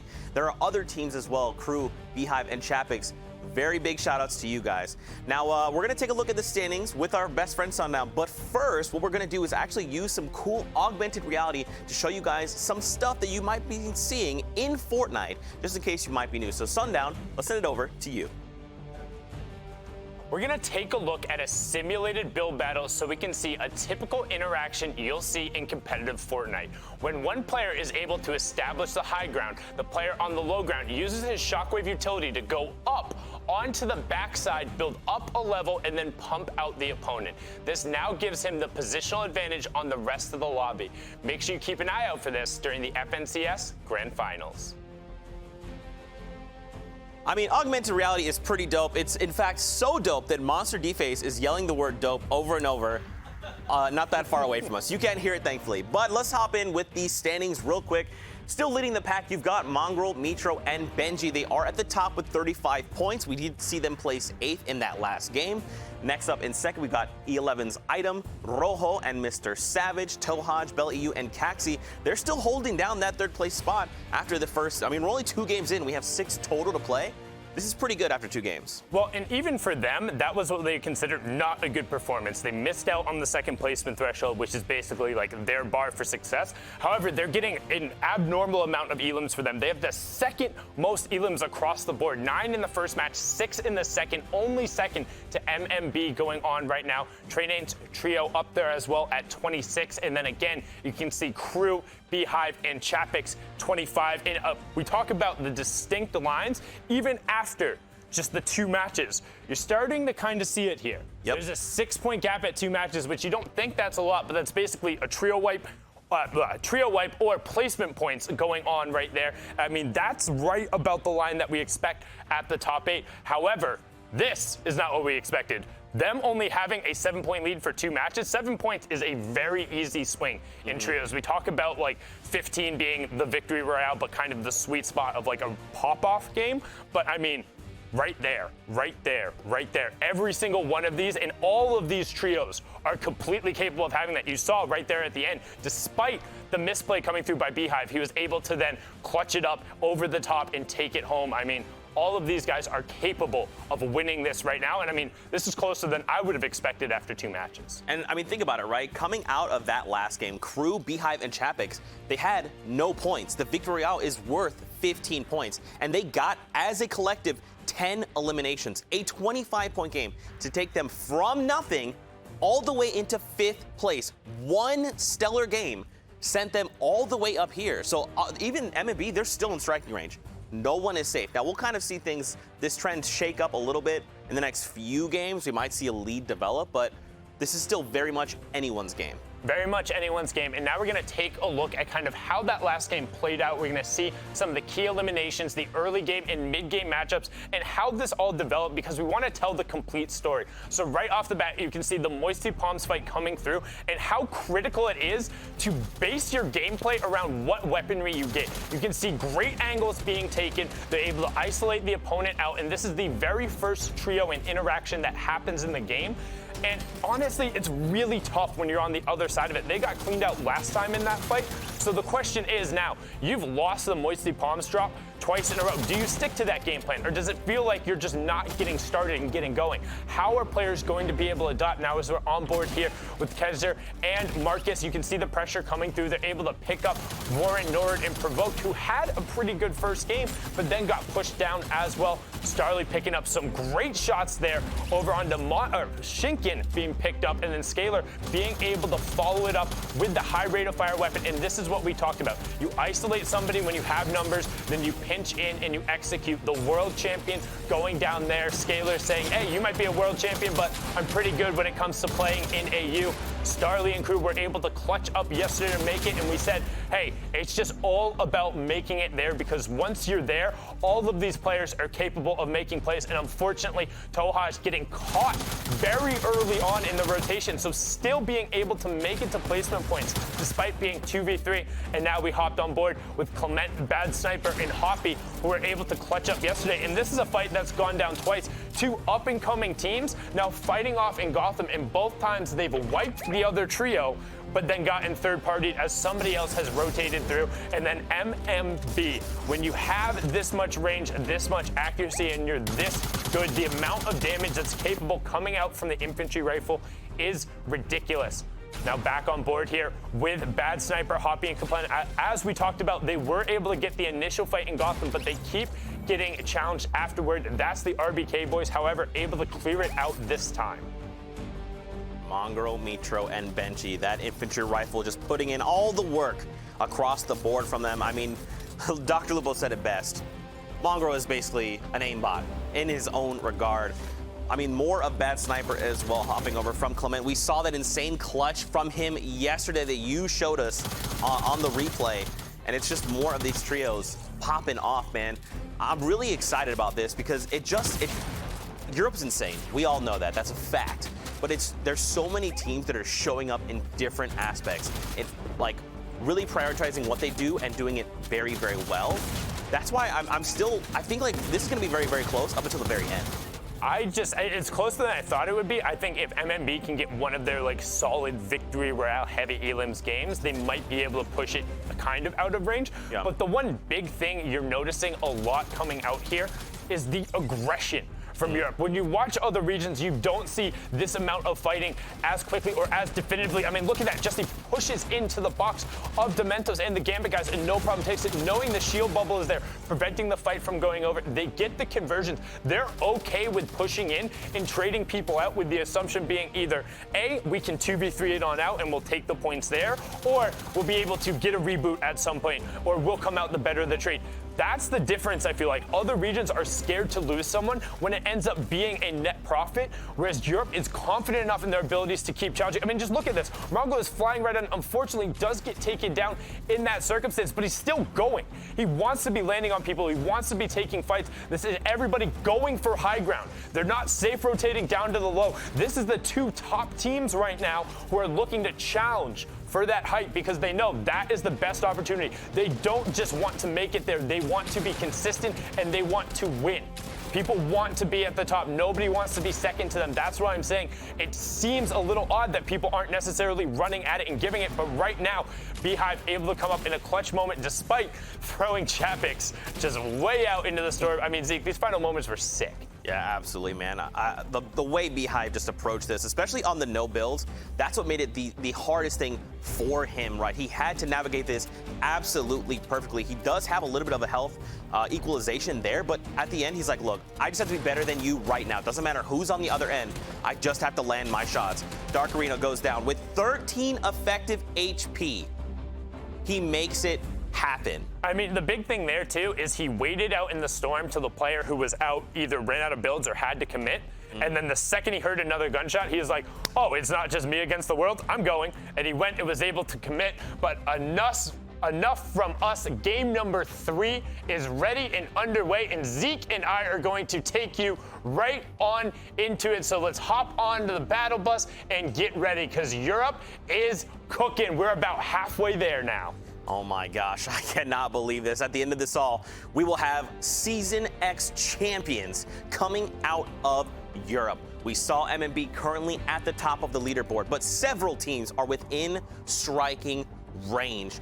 Can they get that victory royale with the high eliminations that Sundown was talking about to build a lead? Can someone else like Crew, Chapix, and Beehive come from nothing to suddenly be in the top 5? We'll have to see how things shake out, but the bus is coming out from Gus, heading on over to Snobby Shores, almost cutting down mid-center, so that's like pretty good, right? This is going to give you a lot more time to kind of get to where you're going. Everyone has about the equal flight time, unless you're going straight down to Gotham. And just right away, retail row, completely empty. That's the green triangles there, a little bit center to the right. And I mean, they have a full split over it. They know they're empty. But Moisty Palms, 2 teams directly on top of each other. Pleasant Park, 2 teams on top of each other. We're hopping on board here with Beehive. He just was able to clutch out the last match, and you're able to see a big split drop coming from them. So we kind of did a piece on split dropping and talking about it, setting yourself up for success in the early game and how to go about it. The big reason for doing this is because it allows you to be safe. You're allowed to hit outer edges of the map and then group back up with your team and not split loot. So you're able to cover as much ground as possible. And then you also get, we talked about the conversation of rotational lanes that Shio mentioned yesterday. We have a lane going straight into the map. You have more kind of the pie wedge of that circle that you own because you've spread it out, you've scouted it. Hey, you know it's safe. If you move centrally, you're clear on both sides. Yeah, and I mean, they're still pretty close, right? They could have gone even to somewhere like Lucky Landing, right? They could have gone that far out. We've even seen teams go as far as that old Yonder, but I like that they are still staying relatively in close proximity, those words back to back. This is going to give them more time to loot, like you're saying, and then if something goes terribly wrong, they are there to support each other, right? Because if you did have this extremely long and wide drop, like if your teammate goes down, it's over. Can't do much about it. Well, the one thing particularly with Season X, because of the lack of innate mobility, a lot of teams aren't willing to burn shockwaves or jump pads early on because of how valuable they are late game. So if they do get a knock and they're unable to convert, you do have some time to get over there. But I mean, they'd already scouted the drop. They knew they were clean, so they can spread out realistically as far as they want until they see contact. But right now on board with the RBK and Executioner 1 trio, Zypan, Left Eye, and Red Rush. Okay loot, sort of. Like, I will take an epic tack early on if you can close the gap. But right now, it looks like they're kind of stuck in no man's land between 2 different squads. Now, the thing to look out for here is someone going to try and utilize the props, right? Don't forget, in Moisty Palms, you can crouch and become a prop. Listen. You can't, you literally can't in the early game because it's time you spend not farming. So then if somebody does roll up into you, like, yes, if you can get a very quick, like, kind of jump on somebody, so maybe right here, if Flexi was deciding to go, but he would have to know Red Rush is there, and now because he's out in the open, there's no chance. So the engagement's going to be on, and Red Rush is looking to close the gap because he has that epic tack shotgun. He wants to get directly on top of him, knows the player can't disengage, can't hide. He's going to try and burn him through mats and just keep closing the distance. Now, he's going to box up. Disco comes through. Didn't look like it hit. Edit comes in, both in the box. Will they be able to convert? Flexi goes down. Zap Trap on the top. Not quite going to find it. Little misplay right there with the crouch getting caught, but was able to then get back into it. Has the 2 players pinched into a corner, and now he's just waiting for his teammates to come over. So Red Rush was effectively able to do it by themselves, but now the pressure is on. Demento's trying to do what he can to alleviate it. And it looks like this other third trio is looking to come in. Watch the minimap as well. There's another trio trying to close in because they hear all the shots. They want to third-party this as much as possible. It's a 3v1. Demento's got knocked, able to push in. That's the conversion onto Flexi, who is there. Will they be able to find the other one? That's a 95 tag. does push in and get a knock, but needs to get a revive right away because, as you said, keep an eye on the minimap. If you take too long to clean up a fight, Tokar and Krej were on the wrong side of this trade the first 2 times. They want revenge. They know left eye is knocked. They heard all of it going on. They just scooped up the extra materials as well. Red Rush needs to make a play. Zypan just got absolutely destroyed. Grenades are coming in as well. The pressure is all on the Executioner 1 player right now as he's desperately trying to box himself up and find a way to make a play. We talk about that epic tack shotgun. Can he make it go to work? Make this advantage worth something. 93 tag player on the backside. 24 does get hit again. Working his way pretty well through here, but does crouch, unfortunately, trying to find a way to get a little bit of respite. Zypan does go down, but finds Chug Splashes. Needs to just get a second to disengage. Zypan is out, and he finally goes down. Revenge from Image, Tokar, and Krej. That was absolutely chaotic. So much happened and so much unfolded there. And in the end, Image and his trio were able to clean up, and now Moisty Palms is theirs. They did spend a lot of time in that engagement, but it's okay. Check the safe zone. They're right next to it. Benji is down, though. Check this out. A Brute is trying to contest them right now in retail. I think a Brute is contesting them right now in retail, just opting to grab it and go, and Mitro and Mongrel disengaged. So the one time we saw them forced out in a way yesterday was when Mitro ended up getting picked over on the blacktops when he was separated, and he got taken down very quickly. They had it uncontested, so what I'm assuming happened is a near team was able to draw the RNG god of the Brute coming down on top of them and then able to rotate over and catch them with them thinking they were safe. That is the one time when they're kind of off guard, when they're not 100% going through. And then with the added bonus of the Brute, we talked about it kind of having a certain definitive number of weaknesses, one of which being like spotted out in the open and gun it down. But if you're able to third party a fight or third party somebody on one of those Cube Fiend spawners, it kind of alleviates that. If they close the gap and they get on top of you and you haven't gotten to get all of that loot right away, they're gonna get taken out. So the Brute putting a wrench into MMB's plans. What will they be able to do?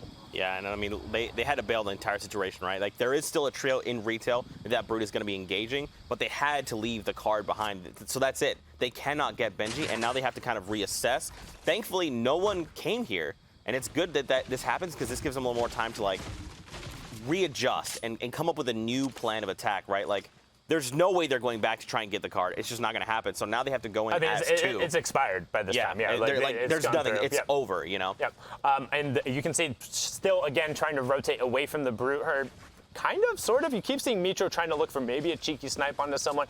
Kenzel picking up Nate there, but it's really just unfortunate because that's one of the things where your game plan ends up being thrown off by that and you're just not able to come through and pick that up. And it's the one thing that we said could end up being a limiting factor for them. The question is, how strong is their mental game? As we now hop on board with Chapek's crew and Beehive, you see that chili pepper effect hanging out on him right now. That means he has a little bit of additional speed, and of course, as I explained it, it wears off, but some more Brute gameplay coming through. Shots coming on for Chapek's, getting some tags in there. As you can see, both teams not really wanting to let that continue to run around, trying to limit the impact it has on the game as no word goes down to Aim Sons in the feed. I like that Chapek is being fearless, right? Like, he's just completely out in the open, sending shots out because he's so confident in his play.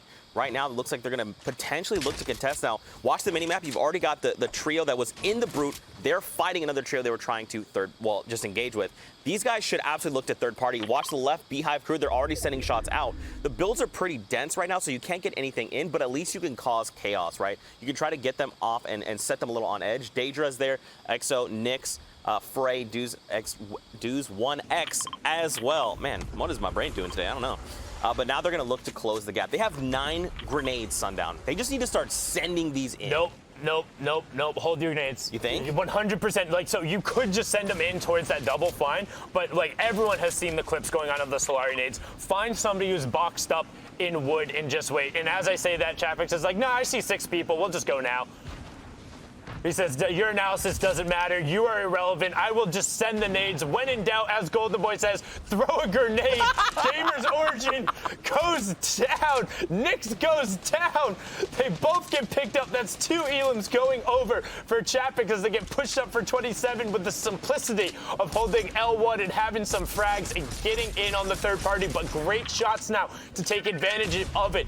Trying to find the player Shockwave up. Not connecting once with the infantry rifle. Crew, however, will pick up Frey, and that's important because Frey was the other trio who had contested, which means it's a solo and now one other player who is there. So they effectively have a 3v2 if they're able to drop down. However, Mongrel in the Elam feed also picking up X8, so they're getting in on that action. You can see Dues 1X trying to disengage the other player going up. So changing this into a 3v2 was so critical rather than facing a 3v3 and snagging away.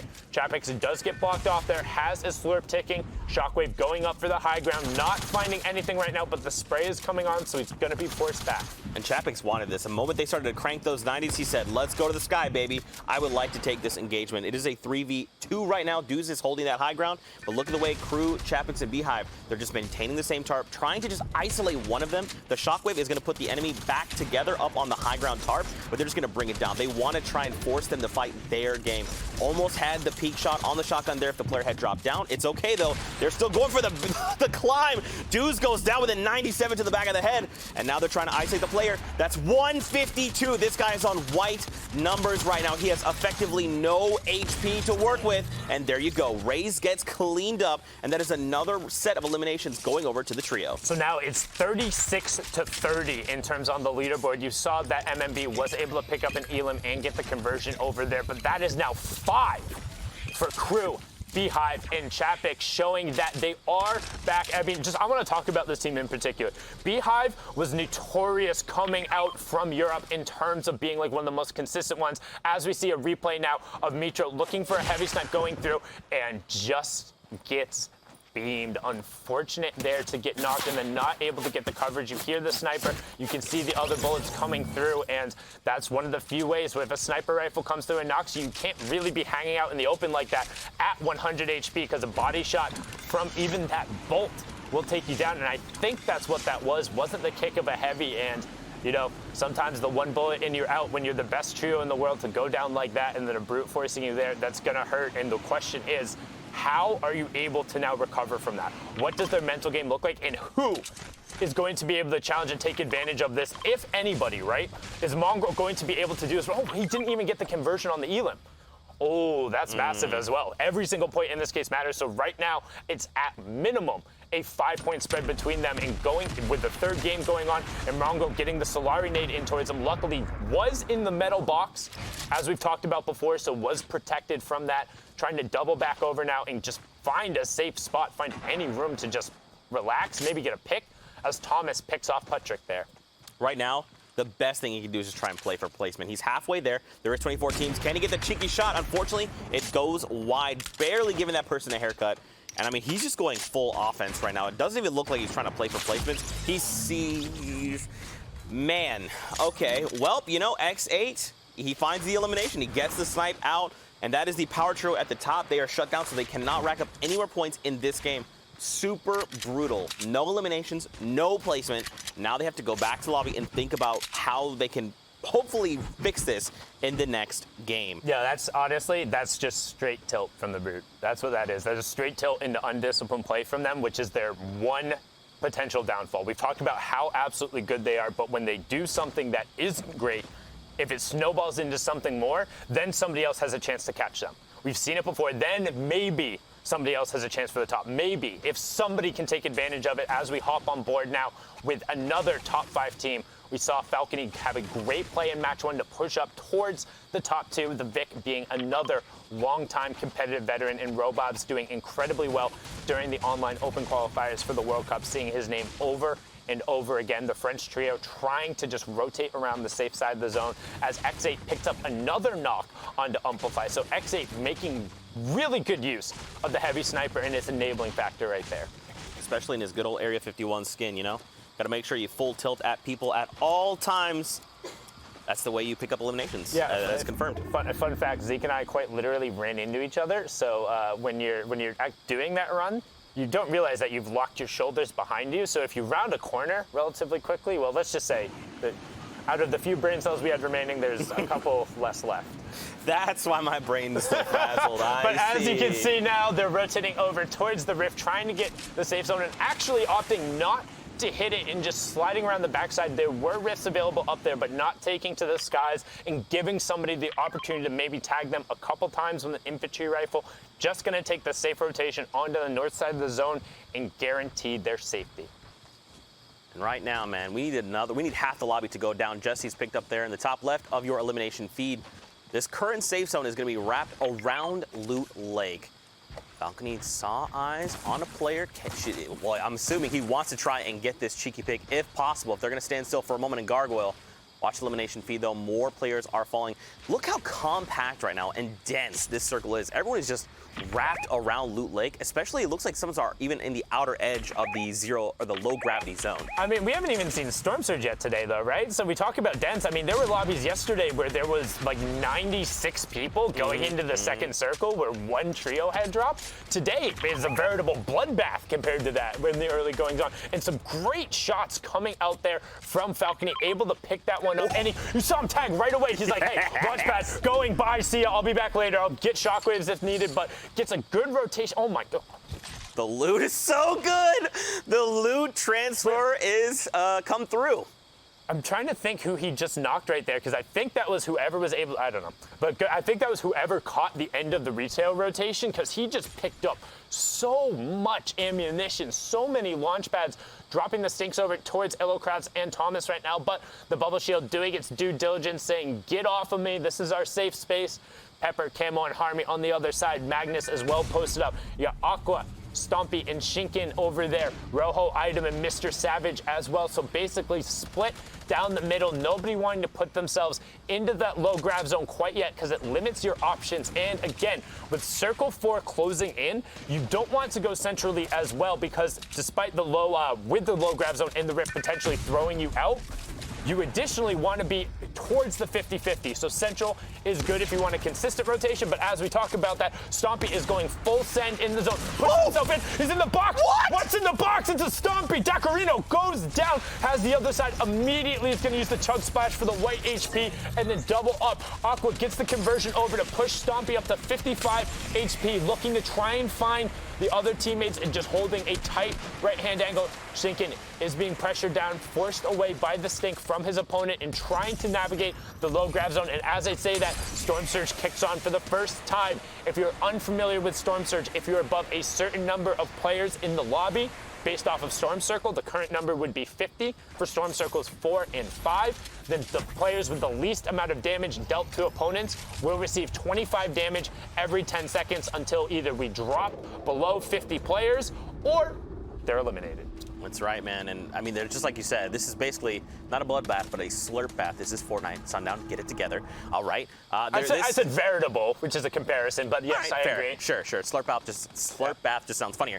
Anyway, back on board with the guys. Funny is one word for it, that's for sure. Let's just never say slurp bath again. Anyway, Crew, Chapix, Beehive, we are back on board. So don't forget, MMB are at the top right now with 35 points. That is the number you have to beat. So look at that little icon on your left. It says 30. Beehive, Crew, and Chapix, they are contesting. Don't forget, they came up from 25 points, 5 higher. So they're looking to contest after this game. And again, this is match 3. We haven't hit placement points yet. That first threshold is an additional 3 points, which is effectively eliminating another trio from the game. There's 15 available points there, and this is where you're really going to see who can make a move. That half-in, half-out zone is pulling into the northeast side of the circle, and there is only currently 3 trios there, with most of the trios having to rotate through the low grab zone, which means if you jump, you become a very easy way to focus. They're trying to set up a double snipe. Heavy snipe into the bolt, looking for a headshot so they can get the conversion. The heavy snipe is leading, and Crew is on the bolt afterward, trying to mark and find a target. They don't have outlines, remember. We know where they are.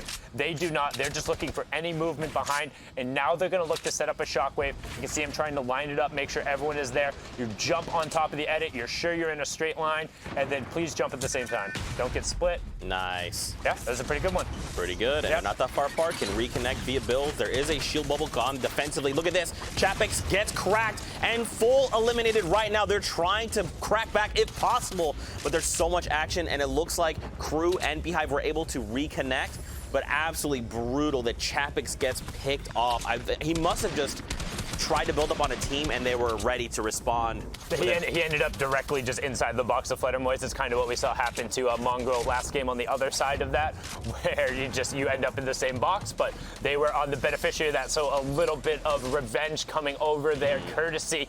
But with that being said, Crew and Beehive still good. We talk about the Shockwave was pretty good, but not perfect. All three didn't end up together. One player separated. You will lose it out there. But now they get pinched on the backside, and because of the pre-edited archway, you aren't able to quickly get cover there. Your first instinct is to build, not to reset the wall. So Crew tries to disengage, has one Shockwave forced out of the water, 12 HP now. But he gets an immediate knock on the Matzo on the backside of the storm. He needs to get the conversion. If he can't convert, he will be ticked over. He is in the safe zone though. He's desperately trying to hold and find space. He's pinned against the rock though, between a rock, a hard place, and a full trio. Crew with 12 HP calms down, pops his minis, gets back up to effective HP, and he's looking to get the conversion, finds one shot. That's white tags onto him, wants to try and steal the wall, doesn't get it on the first one, gets it on the second with the ramp place. He just wants the conversion first. Matzo goes down, he gets the launch pad, has a Shockwave, and now back over 100 effective HP. More Shockwaves, more launch pads. He's gonna double back, 22, 21, 12, 2 effective HP, but he's above the Storm Surge. Everyone else in the lobby is on the far side as we begin looping back over Loot Lake. Crew needs to find a place to set his feet and find a pick. Opts to drop the pump shotgun in the close quarters for the epic tech. Not looking for the one tag, so this is not the blue. Wants the follow-up option. Bella EU does take down, and the random stink grenade catches him. Dollar Seed picks it up and is able to find it. Mr. Savage now turns his eyes skyward as we still have 17 trios remaining. 5 need to drop. Stinking gets the conversion onto Skylar Savage. Does drop Starly with that rocket, and he's looking for the play in the box. Will he be able to find it? He does not quite get it there. Instead, opts to Shockwave up and out as the conversion does come through. So good job from him getting back up there. Bella EU does end up getting converted over as Thomas picks up Clement as well. Bubble Shield goes down. They're going to opt the Shockwave on the far side, but Savage gets sent out, and it's towards the Loot Lake area. But instead, he pauses, takes some AR shots, knowing if he had got the conversion, it would have been worth. This player is sprinting straight into him. He owns that wall as well, trying to get the ramp in the box as we close in on top 12. Caxi picks up Rojo, so Mr. Savage is now a solo dolo. Shinken gets camo and converts, but Caxi gets the favor returned on him. He says, you get my teammate, I take your placement points. None for you there. That is the full knock going on from that squad, so no more points as we close on in. One more trio needs to drop, and now we're back out of that low grav zone, and Savage is just trying to play the corner, finds the first shot, but not the second. Bad sniper makes him pay, and he takes the placement points too. 4-point swing going on there, but up onto the high ground. We have Shinken, Aqua, and Stompy. Right now, looks like the world champion, Shinken, the little tiny pancake, and Stompy are pretty separated, but it's okay. They've got the high ground, they've got the control, they've got a Shockwave as well. Not much in the way of ammo, but they just need to make some picks, and that will all change. I hope at least Cooler Aqua has some kind of soldier utility. Someone goes for the contest, and Kong gets dropped. Wait, I thought Caxi got insta-knocked. Tohaj is still up. Tohaj just got into top 8 by knocking out Kinzo. Shinken was able to pick up Kong, so right now Tohaj is hanging out somewhat. That was him. We got him right away. As I said, Caster Curse dropped outside of that next placement threshold, but right now, 6 elims from the E11 in Cooler Trio. Does get knocked all the way down to the ground, but looking to find more. We talk about Teamfire discipline from the high ground Zeke, and they're showing it right now, dropping another top 5 team in a great pump swap there. Aqua right now, he's just trying to hold this down, lock it up from above. He's trying to send shots down while Chinken is getting a little bit closer. Stompy is there in full force, so he's saying, I will go head-to-head. A nice turn and flick. Lucky gets shredded in the sky. And now look at this. It is a 3v1. This is it. This is the last player. They just have to go for the ISO. A jumping shot and 100 to the dome will secure their victory royale up to 28 points. They are looking to contest. And there you go, baby. Full tilt away from all the action. Cool guys, don't look at explosions. Speaking of cool guys, let's send it inside to Dr. Lupo and Shia Wager. Zeke, from time to time, you say some questionable things, but I still appreciate you. Honestly, on social media, we saw a little bit of the Stompy, Shinken, Aqua, why so quiet, and lo and behold, Shai, here we are, Victory Royale. I'm happy. I'm smiling. The big thing in this 6-game format is that you can create room for yourself. You can be at the bottom, but then you still have chances to rise to the top. Let's see who's at the top now and how everything looks with the standings of Europe at the moment.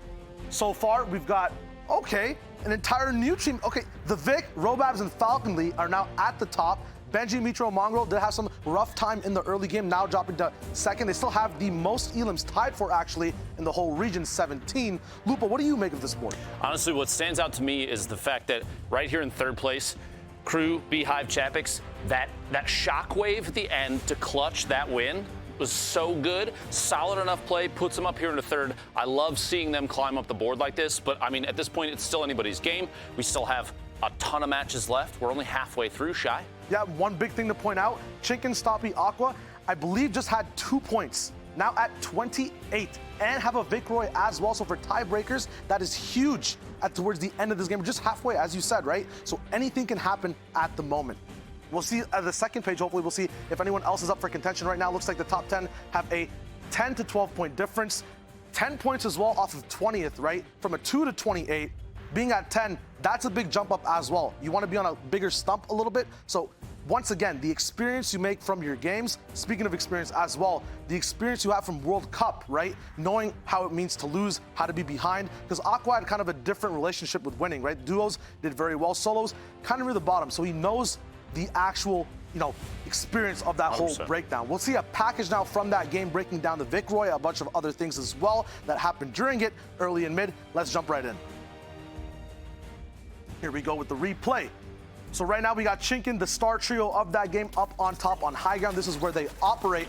14 points currently, so they have a lot to get. The pumps coming through. Sometimes the natural thing on height to do is pump and build. Over here, though, we see no builds available. So the adaptation to have your movement in check and then make sure that is your falling grace just in case you're in a bad spot is what Chinken had. That's what got him that repeat pump afterwards as well. Still has contingency with that Shockwave to Lupo.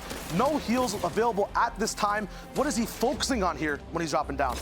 Right there, that last big hit, he's basically tracking the target, making sure that he stays on top. Any chance of a player to edit their way out, you want to stay full coverage. It's basically zone defense at that point. If they're going to go out left side, maybe double back through the storm. Anything's kind of possible, so you want to make sure you're watching basically all angles. Yep. So that Victory Royale there, Stompy, Shinken, Aqua. It's crazy how on top of their game they were all the way to the end there. It's funny, we even saw, because like we mentioned, MMB got messed with a little bit early game. There was a mech situation in retail row, and they were punished over the course of that match. So multiple players, multiple teams, people are listening on streams. It's funny, you hear the comms saying, all right, well, they're not in here, so we have a chance to take high ground this time. Absolutely. We can see actually what happened to them in the game as well. We have another package lined up for the early mid-game type of fights and those mid-ground inclusions near the end of the game. So right now, Kong TV, early game Brute. We have him in retail, one spot where the Brute is one of the best because you have defense from the Cube monsters. He gets a big knock in Elim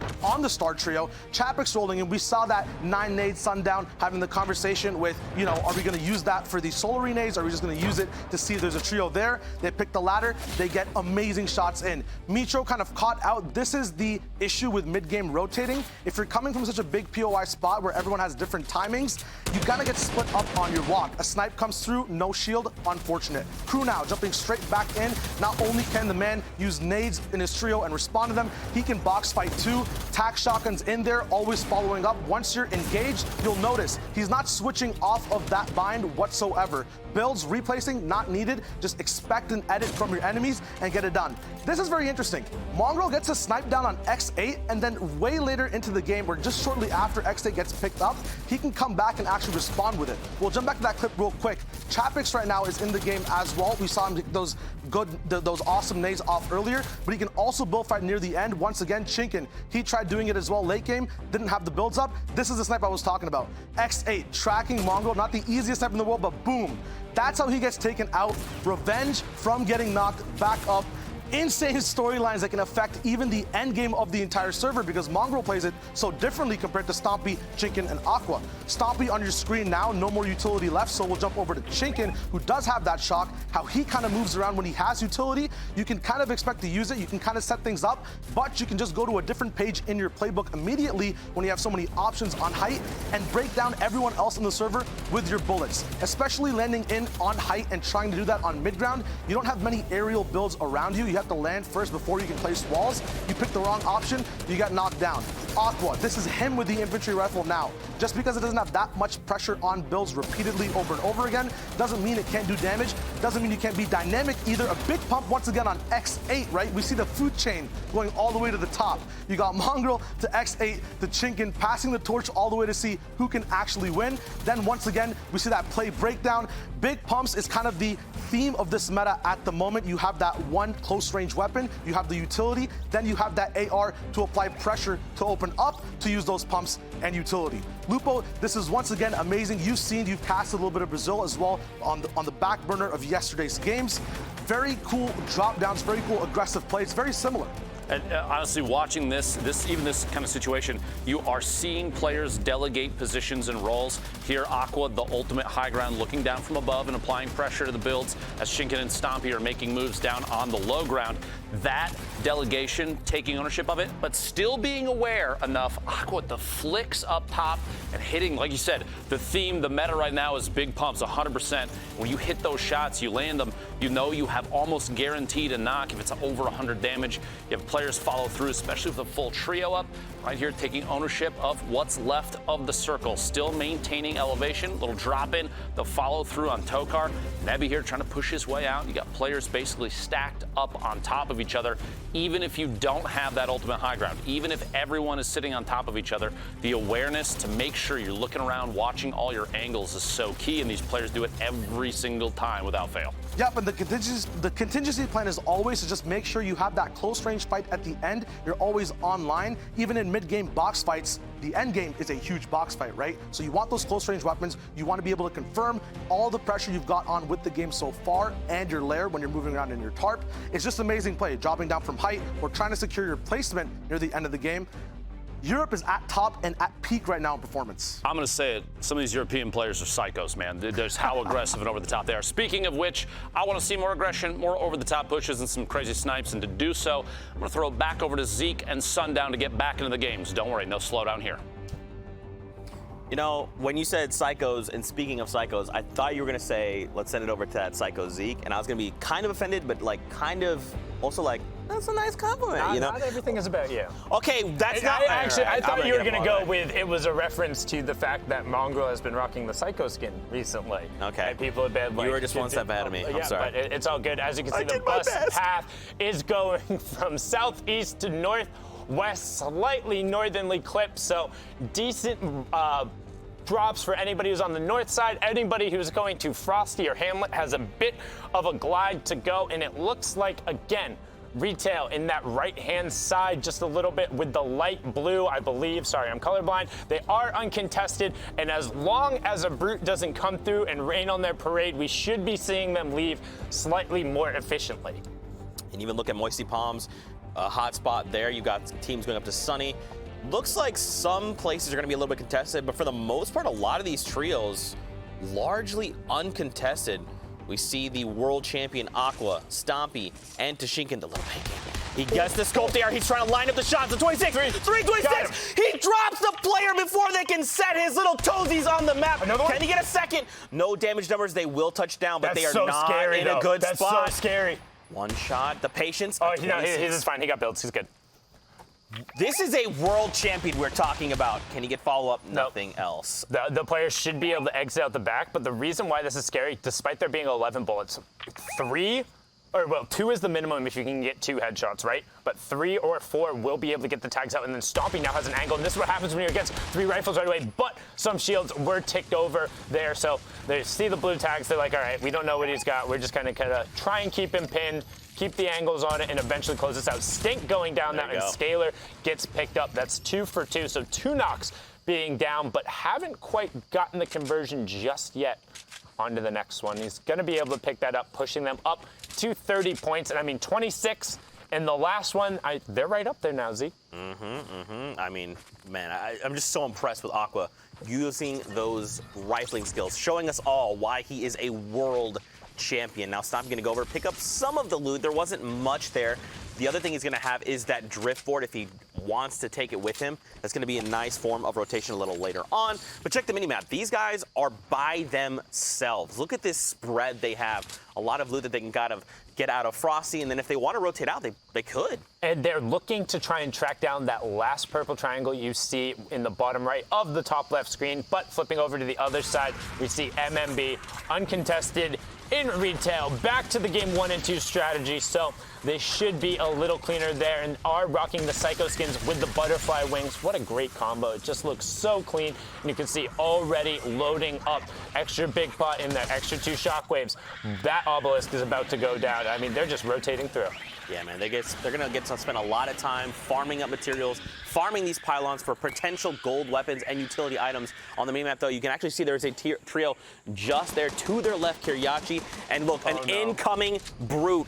This happened before. They know it's coming. Look, immediately Benji saw it. He saw it. Yep, see, they're prepared. I mean, don't get me wrong. It's like, it is on the minimap if people are like adjusting and using it. But at the same time, like, they're very actively aware. They're saying, no, not again. We talked about the 2 very defining factors of the, or like the 2 limiting weaknesses of the brutes and how it can kind of get around them in certain circumstances. They're making sure right away. But now, look on the backside, look in the minimap. There's a player coming up behind him, and that's what happens. They put a flank on him. The brute was drawing all the attention, and then Benji gets picked out. It's Kirek, Kong, and Fremont. This was the team who challenged them last time, just going for broke, trying to throw the top team off, and the brute is now coming in again. Benji gets converted on Mitro and Mongo. Are they just going to opt to disengage and get out of dodge? Some pressure is going over on the Kyrie, and that is unfortunate, not being able to handle it. We talked about it. Sometimes the wrench is the plan, and it looks like they're seeking that out to just bring it over there. 2 games in a row where brutes are spawning on the north of that, and they're just able to put it to vicious work. I mean, they had eyes on it, right? They were very quickly to identify there is a brute inbound. We need to shut this thing down. But it was a ruse. It was a ruse, right? Like, that's so cool that they used this to draw all the aggro, and then they got the flank, and that's what gave them the edge. But this is still the other 2 of the most powerful trios. Mitro gets dropped there. That's it. And that's it. They're full. Well. Yep. Mongo went down just before. So I think Mongo might have got pinned by Cube Fiends. You think so? I didn't see the tag that went down. I didn't see Fremont and Kira get an elim point, and yeah, I think he got pinned in the corner by some Cube Fiends. I'm not positive, but I mean, just that is awful. That is just so unfortunate for their game plan and being able to go in. It just, the ability to flank and pick out Benji, that was the one thing Monster and I kind of had a discussion about, like, how do you go about contesting them early? You try and isolate somebody on that drop. I thought people would be doing it immediately off the rip, trying to hawk them like from, and quite literally doing what most people call like griefing off spawn, but trying to get an advantage going on there.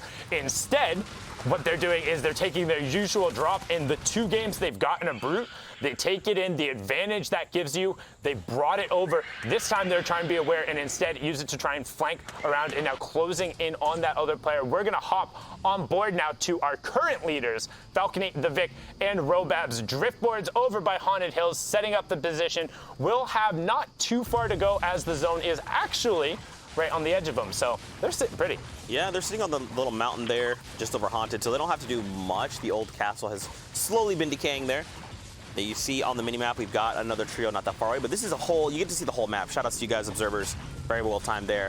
We kind of get to see a spread overall. You do have a trio of Moisty Palms. They did make it out. Pressure Plant as well. They all have some rotational tools. No one is near Kevin at the moment, which is a little shocking, or at the block. Loot Lake seeing a little bit of action as well. And so one thing I want to kind of draw parallels to when looking from across regions, Europe is feeling a lot like OC right now in terms of the overall storyline. You had a team that charged out to a pretty solid lead, not as significant beforehand, but we expect Europe to be a little tighter in terms of the top to bottom. But then you have another team go out of their way to try and challenge that team, being like, hey, they need to be shut down or they're winning the entire thing, and then getting kind of the opportunity and just getting the role. We normally say, hey, you take MMB on in a fair fight, it's going to go south. These weren't fair fights, and for Linkworthy and Goobas, they weren't fair fights either. It's people looking to try and take advantage of everything they can and slow them down. Because you can't take a fair fight against the best trio in the world. That's something you lose most of the time. You want to catch them off guard. You want to try and do everything you can because they are that good. And now we've seen twice they've been taken down. So the question is, Do they continue going there, or are they going to go now hunt those guys out and say, hey, we'll take you on then in a fair fight? Like, what is the next pivot play? Because while some people will say that, yes, that's griefing and going on there, I don't buy that.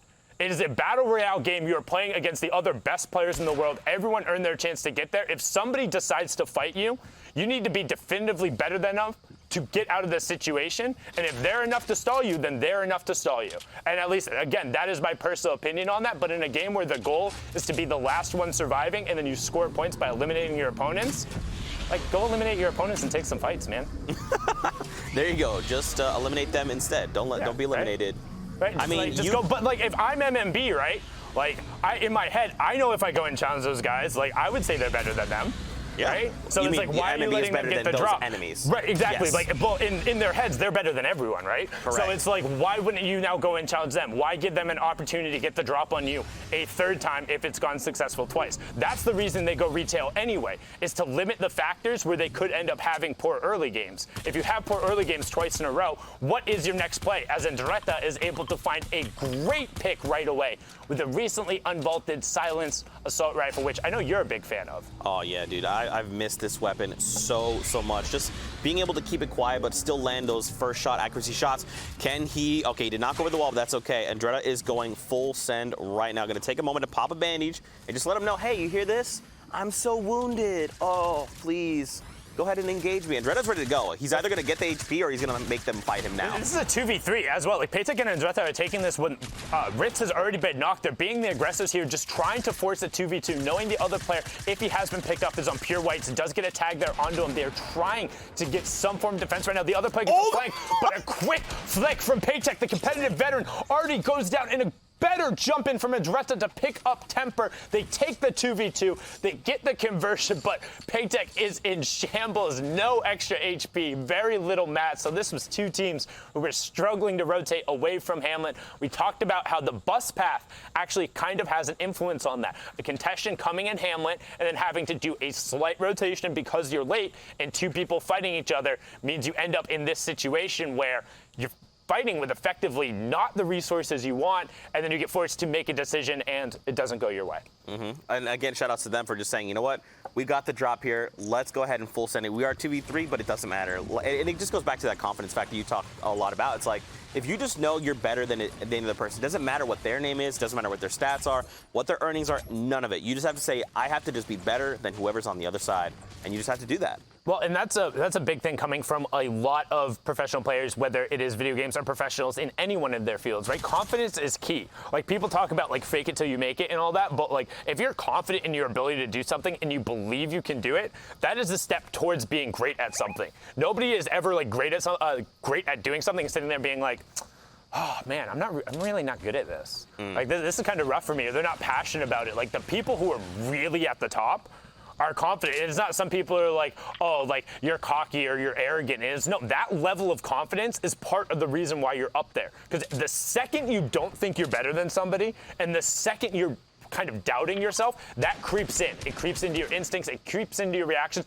and right now, you can see Tohaj and Kaxi being pinched on by Imagine Craze and Tokar, the team who was able to finally get some revenge out of Moisty Palms in the last game, has made the rotation, and Solarine coming out, 35, that is Wood over there. They're trying to line it up.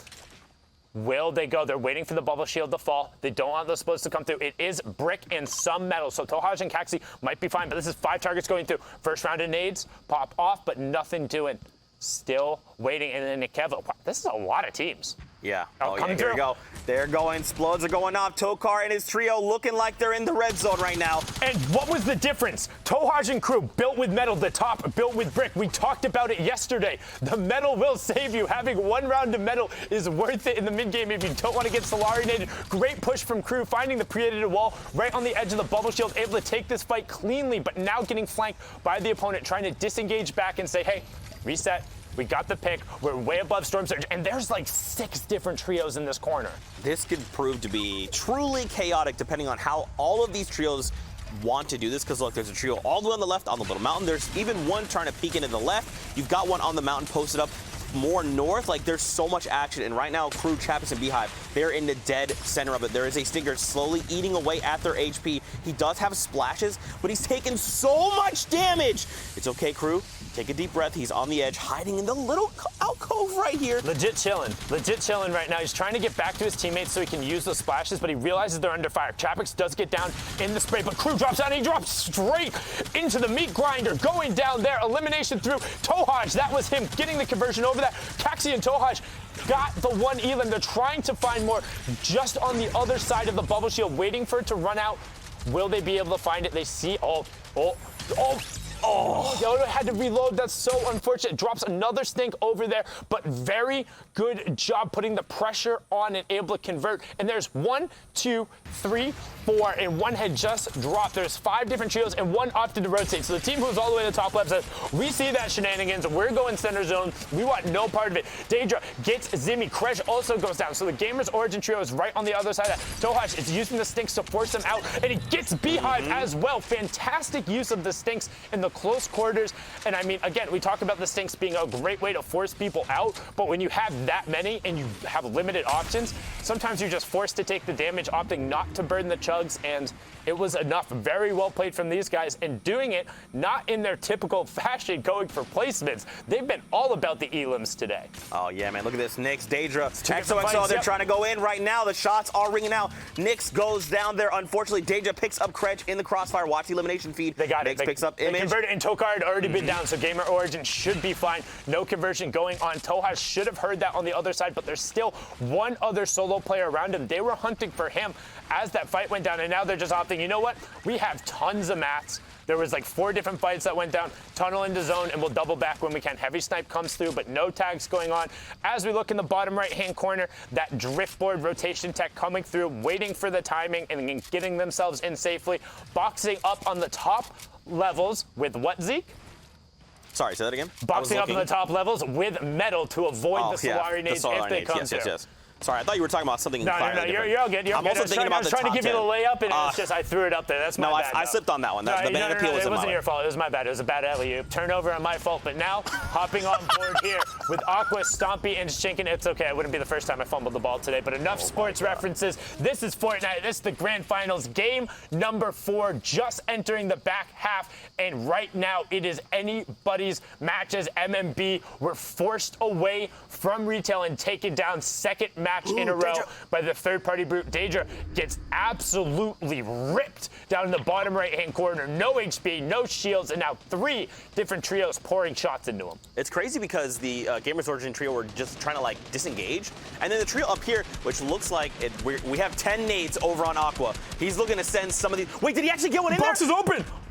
Oh, okay. no. He missed it. It's okay. He missed the alley-oop as well. Yeah, so I believe it must have gone down on the lower side of the ramp. But again, building up, they don't have that metal box that you keep like, that is what you use to counter. Are you serious? There's no way you've been sitting out here like this. There's no way Cooler Aqua gets the headshot. Okay. I was going to say, if this player is gargoyling at this stage in the finals, there is no way. Well, so the way he had the box peek is really good, but you need to then be recessed inside of your box. Yeah. So if somebody does end up having an angle on you, it basically has to be a straight line, and you'd be shooting them anyway. The issue there is he was too far forward, and Aqua is still looking for the picks. The reason being, if you look in the bottom right-hand corner, you can see that circle number 4. They are just on the outside, and this is the high ground for the next one. So now they're trying to sneak grenades up there, but they don't have a good enough angle to get him, and he's now burned 4 grenades that could have been used on a Solari grenade or could have been used to get somebody out effectively for nothing. If you were going to burn 4, I might as well have just tried to like crack the entire structure instead of trying to fidget one in there. Yeah, it was literally just trying to like, oh, I see a window, can I get it? But now they're just going to rotate directly underneath them. For it. Storm Surge is going to tick in, and 14 people will need to be going down before this rotation happens. They're just trying to get in on the edge of the zone, and Billy Goat up. Oh, accidental shot there. It's unfortunate, but Zypan, Left Eye, Red Rush, they are just down below. And don't forget, the Gamers Origin trio is down and to the right of them on the lower side of this mountain. Across we see Andretta still alive, still navigating the map, as well as Mr. Savage, Rojo, Item, Milan, Kinzel, CRR over there as well. Catcher, there's so many names. And our current leaders as well, Falcony and Robabs of Train H and the Vic from the stream, are able to still be in the match. They're rotating down towards the brand new Gotham City, which is in play currently. Don't forget, when you're in that Rift biome, you do have redeploy, so no Tim damage will be coming through there as Savage is able to pick up Paytech, and that is another key elim. They're just trying to see if anybody will poke back out, anybody to come to his defense. Nope, that's just free mats, free point, free HP over to whoever as Paytech goes down. I'm very curious to see how this is going to be working out as we move into Gotham, because like you said, that redeploy is going to be huge. So Moving away. Okay, so we're coming back. So these guys are safe. They're like, come to us. We're going to gatekeep you. Look at the rotation right now. There's 3 teams who are in zone, 2 who are just on the edge, and about like 4 or 5 who are rotating away from Gotham. And that is a very, very, very steep hill to try and push up. Right now, you can see our current leaders in the bottom right-hand corner sitting on 36 points.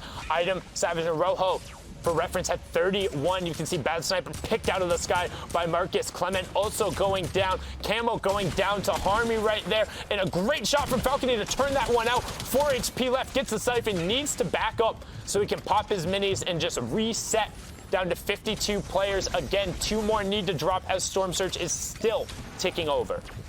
I almost would have liked them to just hold off on cleaning that up to let them get at least a few bandages over to give him more effective HP. But in the heat of the moment, maybe they thought Pepper's like very close. He is close. He's on a 1-by-1 upwards of them right now. You see Robabs, Falcony, the current leaders. They find themselves their first point of this game, game number 4, and they're looking to try and get more. Yeah, Tohaj just picking up Klusha there in a full elim on our screen. Right now pushing up into 37 points, 20 trios remaining, so still 8 need to go down before we have placement points. And right now this trio is in a very good position. They made it into the zone, only a couple more need to get in there. But this is what Shio said, it turns into a giant box fight. One not coming through for Falcony. Will they be able to get the conversion onto that? Actually, I'm not sure. I don't think it was theirs. Yeah, he didn't get, no, I think it was Milan that got that one. Yeah, didn't get the credit for that. Good peek there. A lot of action. Just hear all the explodes going all the way around. Now they're going to get that confirmed over onto Milan. Oh no, Robabs was the one who got it. Gotcha. Okay, it just didn't come through from Falcony. I was like, that's weird because the shot was timed out, but I guess it was as the anim came through. So another point going on. 5 more trios need to drop. Disco. As DXA goes down. Was that theirs? Because you Unless can't. it was on the no, outside. it had to have been because if it would have hit him, it would have hit the other. So I guess he just wanted to dance a little bit. It's fine. No just friendly celebrate. Yeah, Yeah. We're currently in the lead, a little bit of celebration dance. Disco. Belvid picks up Starly there as they continue setting up for the rotation, and look where we're going, just over the mountain. They're trying to line up the Shockwave and making sure they have it right. Zone comes through, getting barely up on the edge, trying to force into a box. That is not theirs. Climbing up, drops the players down, finds a launch pad, and he says, peace. Man, a failed Shockwave. They're going to be forcing them to use the coveted launch pad. I mean, at that point, you probably should have launch padded. It's unfortunate, but the game goes on. Falcony right now trying to tunnel through with Robabs. I mean, they're on that middle ground tarp, so you got people up above them. Do you think they contest? You think they just wait this out? No, they're turning now. They're on the far side of the zone. They're looking for picks. They have a layer by themselves. We talk about finding a good layer. No one else is on this vertical strip with them, so now they're going to wall off one side and then turn back on the edge of the zone. There we go. Kyriak gets it. Boyer picks up Andretta for the full 15 trios left right now. 3 more need to go down. Daedra does finally get knocked. The low ground Gamers Origin guys going out. Kyriake also going, but look up top. 3 different high ground controls. Stompy has one. Shinken has one. Aquan has one. Vorin out into the storm. Tries to Shockwave back in. You have Motor, Boyer, and Verox on the low ground, and we're going back, baby. Look at that. Going straight over the old belt. So high ground stays exactly where it is. Thomas, Ilokras pinned in on the tarp. XOXO gets free mock, and now it is 14 trios left. Everyone wants placement points. It feels like a waste if you go down in 14th or 13th. That is money you're leaving on the table. Every single point matters as Rojo downs Kaxi, but Ilokras returns the favor, and he's able to get that one back, but now is finally getting ripped down. Tohaj gets the conversion onto that. 13 left. Stompy gets knocked from height by Nate, which means there's contention going on. Top 12 ticks over as Savage goes down, which means they miss out on the 3 points. Stompy gets converted on by Nate as Thomas now trying to work through the low ground, looking for an angle, looking for some brief rest, but he can't quite find it. Caxi goes down to Rojo as well. Great push in as 2 downs go over to Thomas and Elocrats, and all of a sudden, they're not in shambles anymore. This is going to be very difficult as we continue going north. We're going down this steep incline where we just came from. Everyone just made their way up the mountain out of Gotham, and we're going back right now. The question is, who is on the highest ground tarp? Who's the one that's going to control everything from above? Everyone else is going to do their best. Down as well. What is going on out there? Trying to figure it out, because that was from the team who was on the low ground and might be pressing out towards height. They should have been going back over their builds, but no, instead it was a Shockwave retake coming out from Belvin. Imagine his Nate. How strong is Spain today after the clutch? Will they be able to do it? Ilocrats now on the low ground. 5 elims. One more team goes down, and we get into the next placement threshold. Currently sitting on an 8-point match. Shockwave not going through there. Boyer does get knocked by Nate. Little bit of revenge coming over there. Belvin gets the cleanup there. Vamos España, as Elocrats and Thomas are trying to find everything they can on the backside. Falcony goes down to X8, though. That is the top trio still trying to find it as Aqua pushes into the box. Can he find it? 100 pump, gets the swap, 6 HP, and he takes out Tohash for the swing on the placement points. That is a 4. Another one! And he needs the conversion. What is going on? 1, 2, 3 strikes. Aqua takes them all out, finds the zone again, sprints forward, gets it knocked out, but he finds it. Aqua, the world champion, doing it all for his trio, finding a space into the zone, into the top 4. Another placement threshold. Now he resets. Rocket to the low ground as Belvin trades out with Verox. There is a duo left, but otherwise it is all solo players. Who clutches up? Aqua goes down to Ilocrats. Motors on the high ground. Ilocrats doing everything he can. Him and Thomas versus the high ground. Shockwave's going out, trying to launch him into the zone. Will the high ground be enough? He drops him, looking for the edit.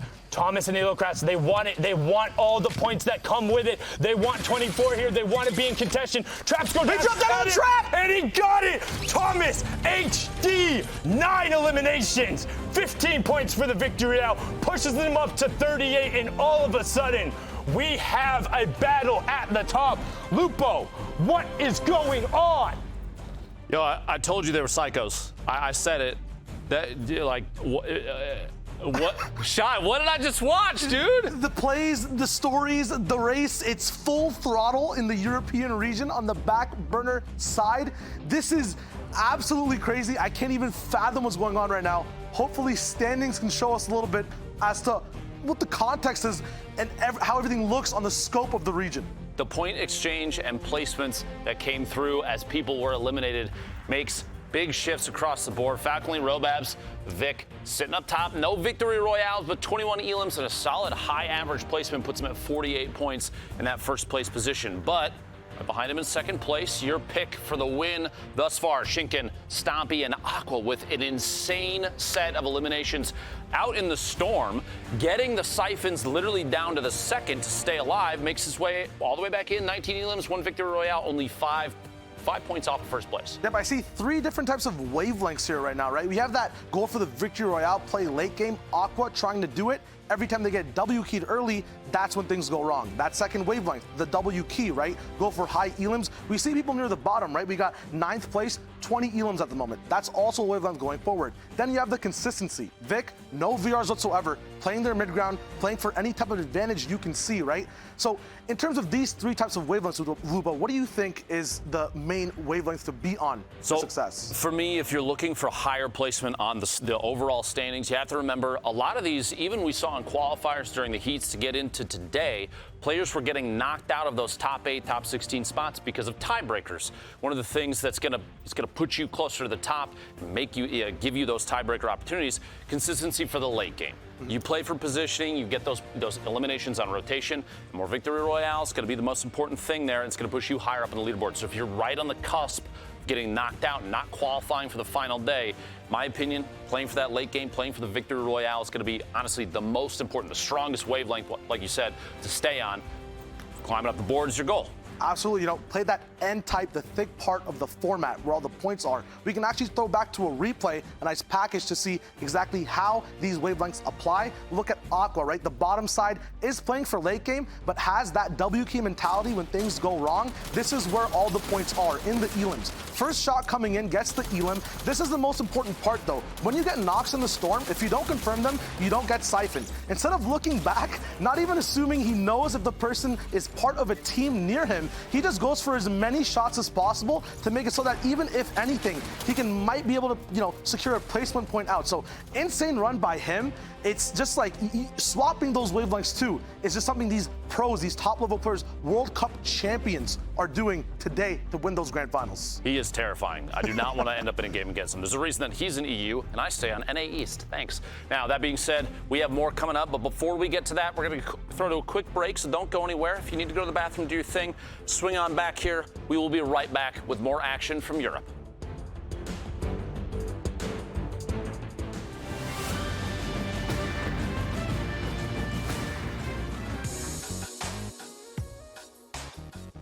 Hey guys, Shockwave here, bringing you a breakdown on one of the most dynamic, flexible, and clutch items every trio is utilizing in the Fortnite Champions Series, the Shockwave Grenade. We're going to be taking a look at some of the basics on how it's used and misused at crucial moments in the game, and how to adapt and play against them towards the endgame. To get started, let's get a refresher on what shockwaves are and some of the basics of using them. Shockwave grenades are a utility item that drop in stacks of 2, with a maximum stack size of 6. When thrown, the shockwave launches anyone within its tile and a half radius far distances, destroying builds in the process, with the added protection from fall damage for the players who use them.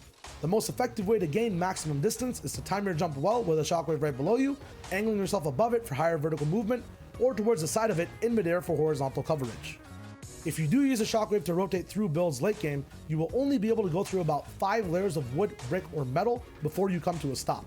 When going for height, if you don't get stopped by any opposing player's builds at all, you can reach upwards of 7.5 tiles in height, giving anyone above you a surprise and changing both yours and your enemy's game plan in a split second. Although really easy to understand and use individually, once entering the atmosphere of trios and teamwork, the use of shockwaves enters a whole new dimension. There are deciding factors in win conditions if used properly, allowing for easy positioning and rotations. Using them and sticking together after the landing is efficient and gets your whole trio online, ready to fire at a faster rate compared to the rest of the competition. Saving these grenades for later use brings an element of surprise as well, and a level of shock to the whole server. Looking at 8th and 9th zones with densely packed endgames, vertical shockwaves make high ground and mid ground layers crumble, and give patient trios and surviving solos a way to counter long tarps and bases towering above them. Facing off against 3 players usually proves fatal though, as you are vulnerable throughout your whole flight and easily targeted by the trio you're trying to attack. Turbo building walls on the way up from your shockwave can work against this though, but gives your newfound height poor foundation, easily shot out and focused from below. Panicking with shockwaves in your own box and misusing them is always an irreversible mistake during the game, giving you poor positioning split away from your trio, costing you building resources, or ultimately you and your teammates their entire health and shield pool if used at the absolute incorrect moment. To counteract the chaos from shockwaves, new and clean strategies are put in place to negate the negatives and potential mishaps in certain situations. When going for height, separately boxing up before using the shockwaves and going for height then allows you to have power in numbers as 3 players get a vertical rotation together, overwhelming the competition. Discovering new positioning and shockwave throwing angles and targets within your box might keep your trio and teammates closer together when using one shockwave to rotate, saving crucial mats and attracting less attention during your mid-game rotations. You also save your total shockwave count by doing this, allowing for more opportunities to challenge high ground, grief low ground in the endgame, or rotate in mid-game. Countermeasures can be taken too, such as keeping a teammate higher than normal, multiple layers above you, as in the event of a vertical shockwave, you still have someone up high who can rain down and support your trio on a retake. Keeping your own shockwaves handy is a way to counter anyone taking height off of you as well. But if both trios play mind games and the circle gets smaller, and smaller, the more likely a chance there is for a messy, repeat shockwave circus happening all at the same time. Player after player gets sent flying in the sky, with teammates all getting sent around in and out of the storm, off their tarp layers, and splits costing your trio more mats and resources than normal. Identifying these mistakes, staying in your lane, and watching teams move is a good way to anticipate and prevent disaster from striking before it happens. Although an item overlooked as simple mobility at first, the potential and efficiency of using Shockwave grenades as a trio separates the good players from the great, and practicing, reviewing, and watching how plays are set up before they happen is a good way to keep in the loop, improve on mistakes, and get better retakes on height when using one of the most versatile items in the game. Keep your team's position in mind while breaking, jumping, and blasting into the air until you get it just right, and who knows, maybe you can have that top play or amazing clutch that saves your team while competing in the FNCS.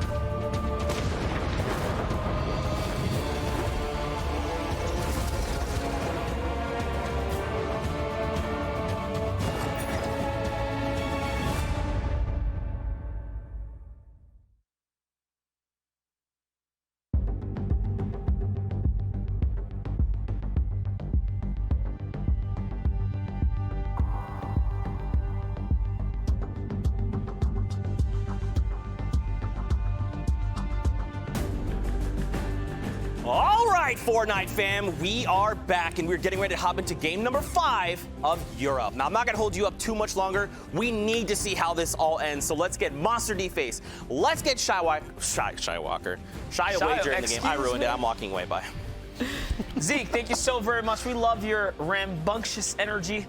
Shayo, what's up, brother? This is it. Things are getting crazy. I am overexcited just to see these visual storylines taking place. People from the bottom trying to make the top. These wild cards is coming up too. Let's just jump right in and see what these games 5 and 6 have in store for us from the Battle Bus. Let's do that because the Battle Bus is underway. The Europe Finals, Game 5 has begun, and take a look at the bus right here. And there's a lot to touch on here, Shayo. We just briefly had a conversation of points that we want to hit on. Let's kick it off. Let's start setting the stakes. Spit that knowledge. First of all, what does MMB have to do?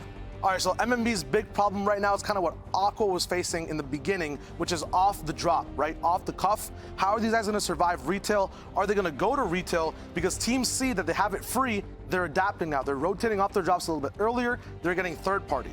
And we talked about another trio just briefly. Aqua, Chinkin, and Stompy. But before we get there, let's see the camo squad right here is going to catch Dollar C even off the Boogie Bomb. And that's the blue tack to the face to catch himself a big piece right there. And that was nicely done. Dollar C is going to fall down. Was he up there by himself? Yeah, you can see M10 Pepper nearby in Harmy. So Dollar landed on the wrong one.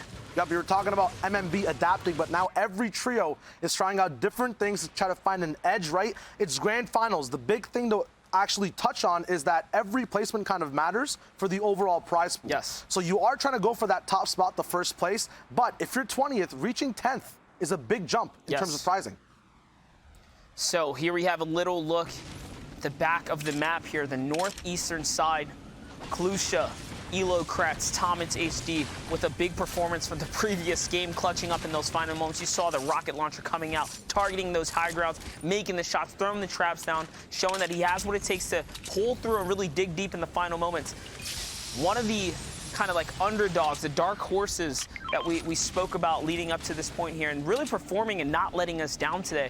But we were on a topic of discussion about Stompy, Chinkin, and Aqua.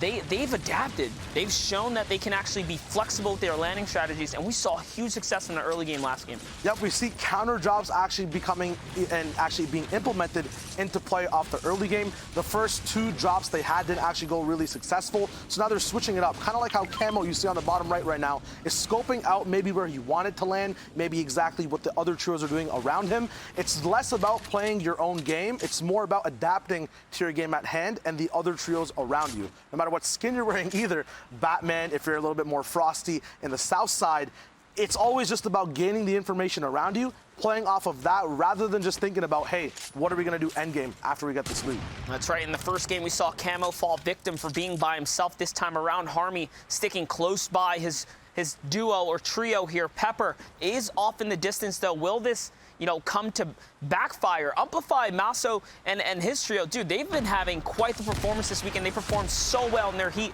and they're showing up today as well with consistent performance thus far. Let's go ahead and take a look here. Pepper is off in this, so he's on Viking. They have quite the pinch, but dude, if they get collapsed on, it's still a 2v3. They're only moving out of line of sight from Pepper, so this is not where you want to be. If anything, they want to take this fight to the left-hand side. Nice little cone over and ramp play right there, but Camo's going to fall underneath, and he still has low ground right now.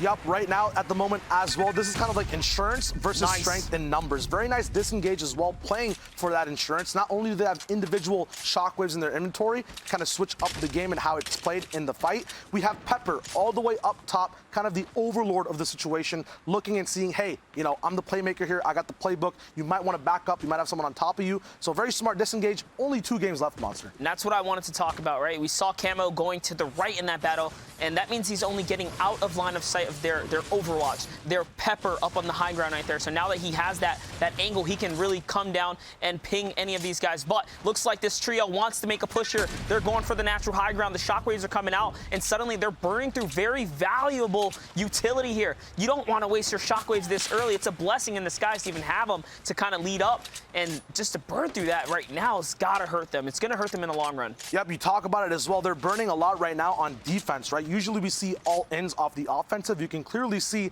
the decisions Matso's making on the push, but Camo using all his mats, not going to be able to defend against anything. Matso and Miro both using separate shockwaves to get the Pepper. It looks like everyone has some type of rotation at the moment. It's all being used early. This does implement and have a big factor on their mid game as well.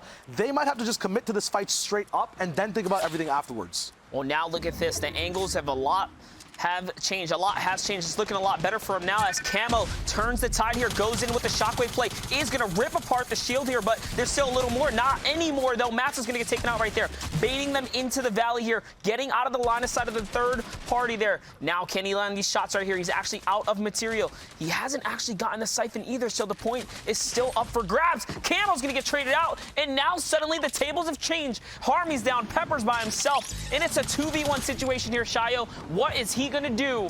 Right now, Miro has everything on lock by himself. He has to be up there. It is a 2v1, but he is isolated at the moment. Amplify dropping down some support off the top. Quick angles coming in, but there's too much shield available for just a one-shot knockoff. Miro dropping all the way to low ground to regroup, understanding, hey, we have a numbers advantage. Let's play to it. But it looks like Pepper actually has more HP than both these guys combined off his shield. There is a campfire ticking, I believe, somewhere, not actually getting hit on the Miro at the moment. He's going to be taking a chug jug. Can Pepper hear it before it pops off? Oh, 100%. He knows it's coming here. That's why the shots are coming down. All he has to do is continue to put that TAC SMG pressure down, but it doesn't matter. Now that he has the chug jug active, he's got the 200 effective HP. He's hitting all of his shots, and that's going to be Pepper who falls to victim of Miro, Matzo, and Amplify, who've had a phenomenal last 2 days so far. Bold strategy, and it pays off at the end. 15 whole seconds of time they needed to buy on a fight that was only 4 stories high. That is a very risky play to take. I'm surprised it actually worked, but Amplify, one thing we've seen from him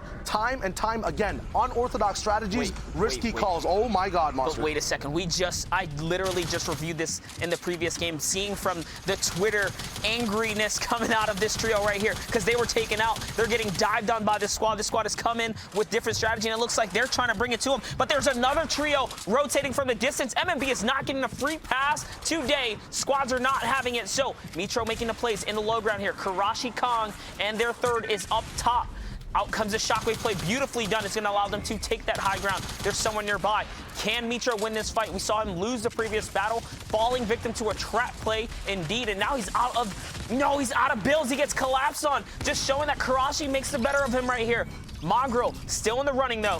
Yep, right now that shockwave actually did give them a little bit of space to work with, but left Mitro isolated, right? We've seen in some of the qualifying weeks that shockwave's gonna have a huge effect. Benji now, it looks like he's the last alive, does get some Elim points. He's clutching up right here. He's clutching up. He hit that shot. That siphon's going to play huge.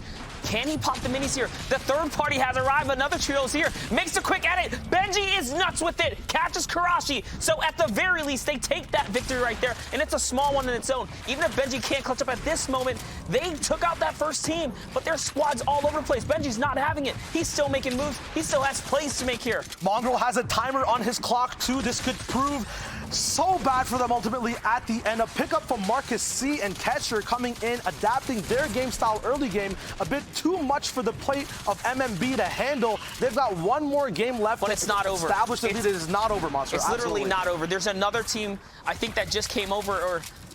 Yeah, I see all kinds of players here. Oh my Another God. squad lands, and what is happening? It could be just because of the way the zone fluctuated. It's pushing down from retail. Ketcher's so low here. He's barely clinging on to life right now, and Marcus is holding on. That player still has a bush. He has to land a shot. Can he get it to crack that the bush off right here? And now he's in a little bit of a box battle right now. Yep, right now the cube monsters around them are going to be affecting this fight so much, and this fight is dragged on so long as well, right? You use utility a lot in the beginning. Oh no, both players go down at the same time. Ketcher, Marcus out of the competition. Lukey, Smiley, Arter, everyone else has one game left, but these guys have to play out this full game and another one afterwards as well. Let me tell you guys what happened. Mongrel, Benji, Mitro get into a fight. They handle that fight. They end up coming out victorious. Third party comes in. They come in. They win the cleanup. Ketcher and crew. And then the last squad comes in and wipes that up, all because of the way the zone was kind of favoring. Maybe it was because of the frustration expressed on social media. You can't show people that you're affected. You can see it literally coming into play now. Yep, the toppling domino effect. That's right. You can't, the tilt, the amount of people coming into the drop. Right now, retail is no longer the focus, though. It's no longer safe. It's no longer safe either. You can't just, you can't have freebies. You can't have freebies at all. We're focusing on crew, though, now. Seeing his trio doing a lot of ingenuity with themselves as well, with the nades, the actual choices they implement, and when they actually take them in the mid and end game. The entire leaderboard after this game, the amount of trios that went down that were high up, should be shuffled. It's anyone's game, it seems like, for those mid-tier prize pools right now, Monster. That's right, and a monstrous shot coming out of crew here, showing why the infantry rifle is a fan favorite for these competitive players. Neek is going to go down right there. Can he actually follow up? There's a battle going there, so that's probably going to convert in just a bit. There's also a squad right underneath him. The NCES boys are huddled up right underneath. They hear the shots. They can use this opportunity to sneak up because, they can if they want to. Probably not going to here. Crew's going to make sure there is no easy revives going on over there, but it looks like it's happening. Looks like they're going to be able to get that save off right here, Shayo. Yep, and Orc is actually, we talked about whether the MC or the trio that's actually on the side of this hill. Yeah. It's their favorite position at the moment. Yep, the confirmed Elam at this point in the game as well from their position. Very hard to get. Free points. We talked about the wavelengths you want to be on when you're playing these games. How do you, collect all your points? How do you accumulate them? Are you playing for end? Are you looking at different things? Very smart from crew as well to back off that position as well, to not attract too much attention, as well as the soul nades, right? They have the potential to get them down during the game. They don't want that to happen to them at all. Yeah, very nice positioning there indeed, using those 3 1-by-1s to hold off players from the mountain, trying their best to control the area. Let's see if Clement and his team can control this area, as we've seen Bad Sniper have some plays this weekend. Nice little shot right there. It's not going to come in. It's not going to connect, but now he's in a little bit of a box battle here. It is a brick wall, so it's kind of tough to get through. Doesn't matter. Belvid is going to fall down. And now they have the high ground and they have the advantageous swing because they got the knock right there. So that's going to convert. This entire team is so healthy. Yeah, but there is more teams left in the storm with another knock as well. Looks like when you do have all these lanes coming in to big POIs that have things such as campfires and metal to collect off of your drop, if loot paths connect, it can ruin games, and you can see that right now. This big mid-game fight on the storm line now. Looks like time is not of essence for these teams at all. This late in the game, Imagine goes down. The Elam points getting shuffled up early on. 64 players left alive. It's chaos on all sides of the map. Snow, grass, desert, doesn't matter. But it's not over yet because that team coming out of the zone is hot on their tails right now, and they've claimed a stake on the mountain nearby. So as Clement, Hobby, and Bad Sniper wrap this battle up, they're just listening to the shots firing down, and there it is. Now it's their turn to turn in and trade shots. And this is aggressive. They probably had chug splashes, if I had to guess, to get their health back up, and that's exactly what happened. It's Scalar and his crew here, but they're competitive veterans. They know better than to stick around and linger around if a team wrapped up that battle. And you can see they're already disengaging. Yep, the priorities are kind of changing and ever changing depending on how much time there is left on each engagement, right? You want to get to the next zone. You can't even see it on the mini map just yet. It's a little bit more south on the map as well. Rivers nearby too. You want to be able to traverse that as well as provide pressure. So very smart not to tunnel vision on that too much, because you don't want to be in a position that you're trying to, you're holding someone, you don't want to be held at the end of the day. So smart disengage. After the first game jitters, we no longer see any teams affected by Storm Surge this time around, which might be a blessing for Aqua, Stompy, and Shinken here, as they have no eliminations, but they had that zone favor. You can see things still sticking around the snowy biome here. Couple shots coming down here. Aqua's poised up for a nice shot, but he's going to eat one instead. So loses the bush there. That was a sniper shot, I'm pretty sure, as well. So lucky for him, he's not going to be affected too much right now. This thing's kind of take a chill. That's actually really huge, because if you notice in his inventory, he has shield bubbles. That's a free rotate he could have had with his team if one of them actually dropped a shield bubble on his bush. So now they're gonna have to adapt for that entirely. It looks like they're on that end game wavelength using minimal mats, wood mats as well, or wood materials, just because you want those hard mats at the end of the game to be able to tarp out and not get that much pressure. They're waiting on high points on the map, collecting tags for Storm Surge. They just want to hold height and use all their resources at the end of the game. But will that prove for them to get complacent and not capitalize on points near them? Will they have a surprise come out, solo Renes or another trio like Orc on the sides of their mountains? Only time will tell.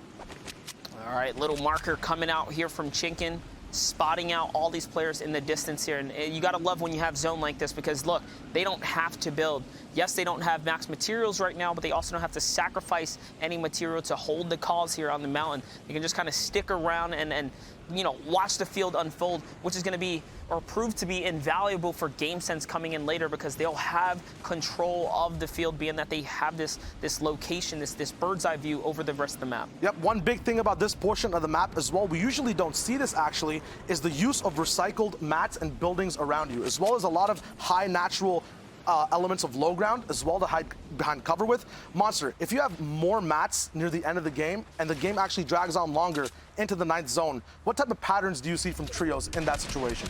It's about holding your own down and trying to figure out where you want to stake your claim here, but the zone is going to push everyone out. So although our champion trio up there is looking pretty right now, they are going to have to make a move, and the team that was underneath them makes a move first, claiming the drop. They're actually going straight for the drop, so that's going to be a money play right here. G2, Tohash, Caxi, and Bella EU, one of our most consistent teams so far in the running right now. They can steal the show today if they can make another monstrous performance. There's so many squads in the running right here. Probably the most competitive we've seen. No one really in the lead by far. I think all teams in the top 10 have a fair shot at taking away the FNCS championship for the European region right now. It's a grand match indeed. These two matches will define so much for the future of these players, their mentalities going forward in other games as well, in other competitions. It's going to be a historic moment for a lot of people, winning or defeating either way. But all right, snipes are coming in at Bella EU there. He is going to get a couple more tags. Seeing some blue, but no white, so no reason to get too thirsty here. Squads are now coming in, and this is one of the most dangerous end zones that you can see in the game. Notice up in the left-hand corner, Aqua and his team are staying on the mountain, staying on the high ground, not committing the center zone just yet, because you don't want to overcommit. If you have to battle for the mountain, you want to be there first. You don't really want to have to, battle your way up. But here comes the focus fire coming in.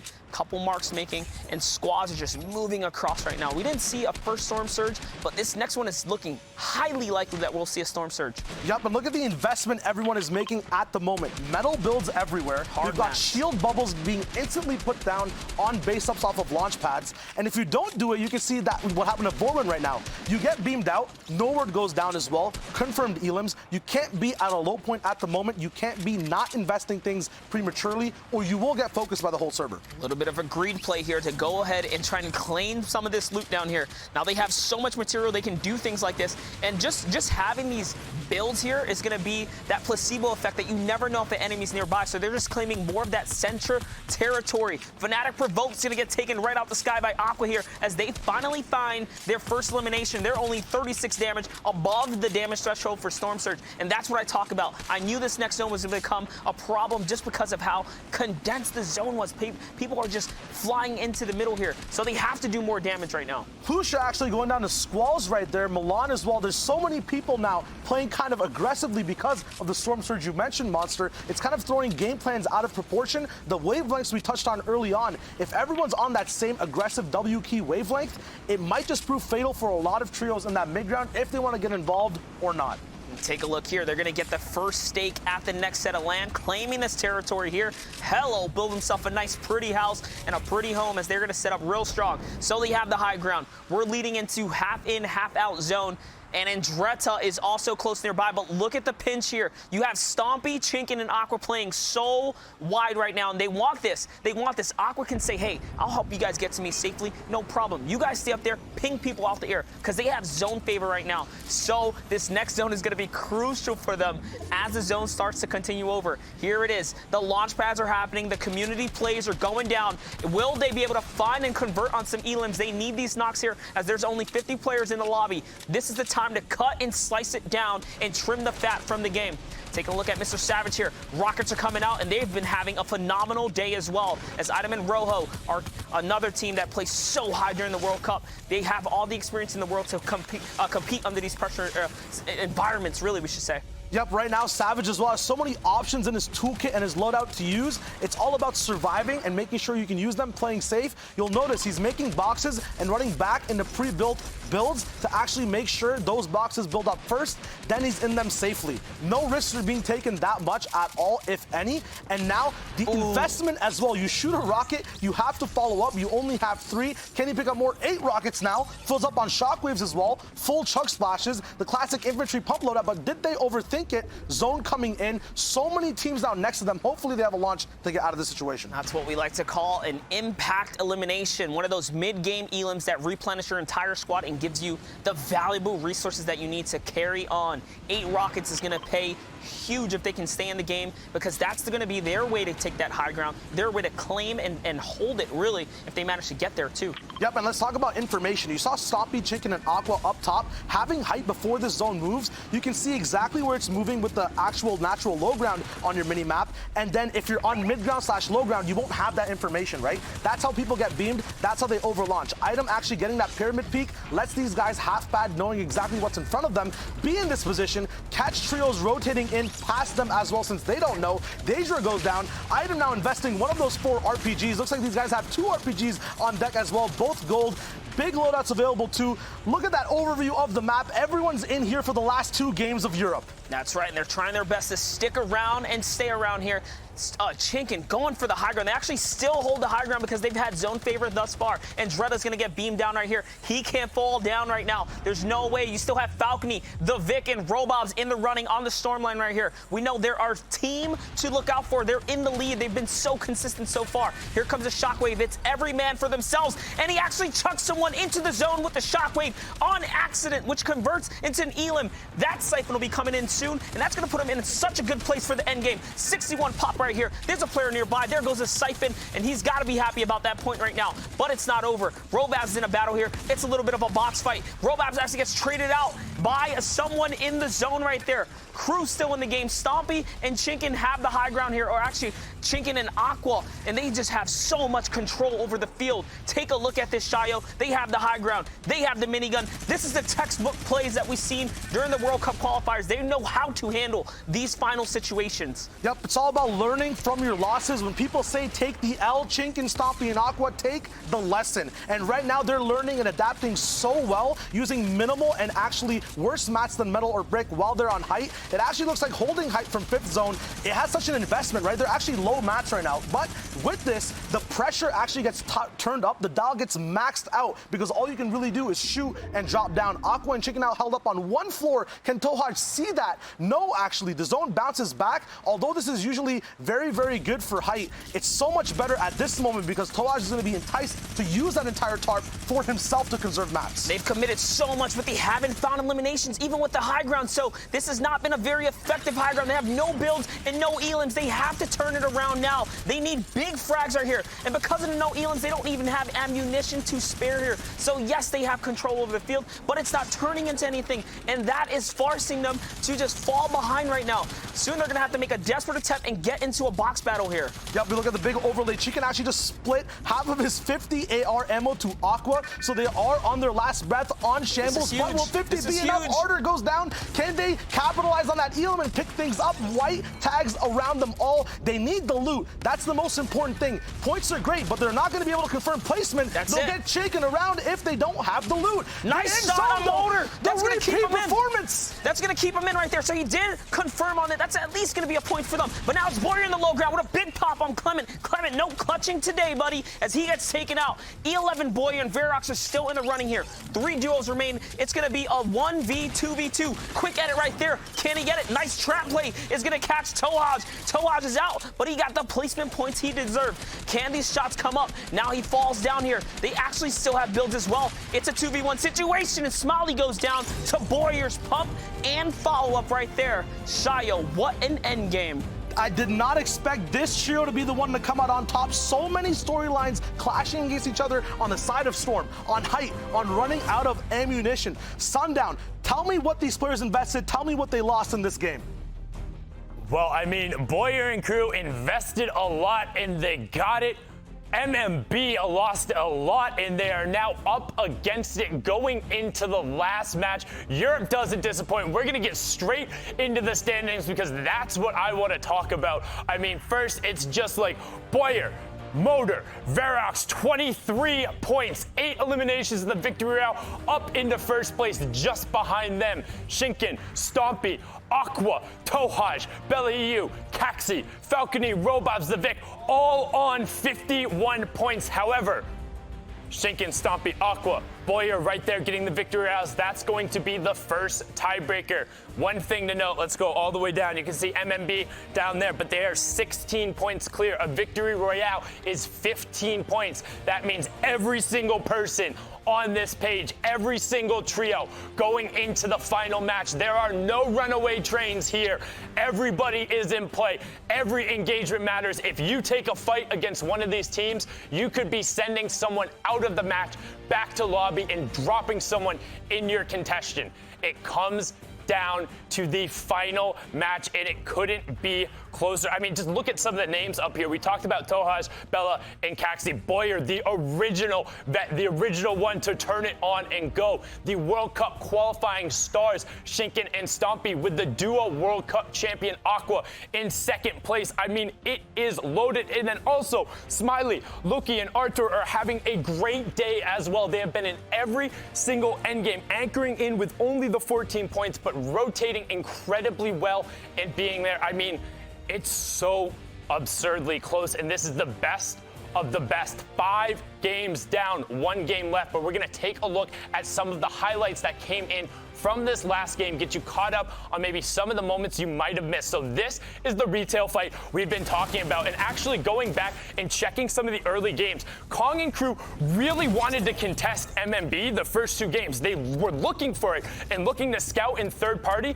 as they hit onto the Cube Fiends. The key being, though, they didn't roll the Brute, and in the first 2 games, MMB didn't separate. MMB off the start were tight on top of each other, looking to see if anybody was coming in, and then spread out. That was the difference in matches 3, 4, and 5. This time they came through and contest. You can see the Gamers Origin crew now looking to try and pick up as many points as possible. They're just on the outside looking in as well. Daedra putting up a great individual effort there. Now you can see Omagin, Takar, and Krage getting the Solari nades out, making sure they line them up, using all 10, and the tags coming through onto the Gambit duo plus Dementos, and you can see Tokar just throwing some shots over there, making sure they confirm those and seeing the points tick through. But it's all about Boyer. Originally it was Vamos España, but now Boyer is bringing it all back. Return to form. Looks like he was reborn, playing with Motor and Verox. A different level of communication, a different level of skill and mentality. They are going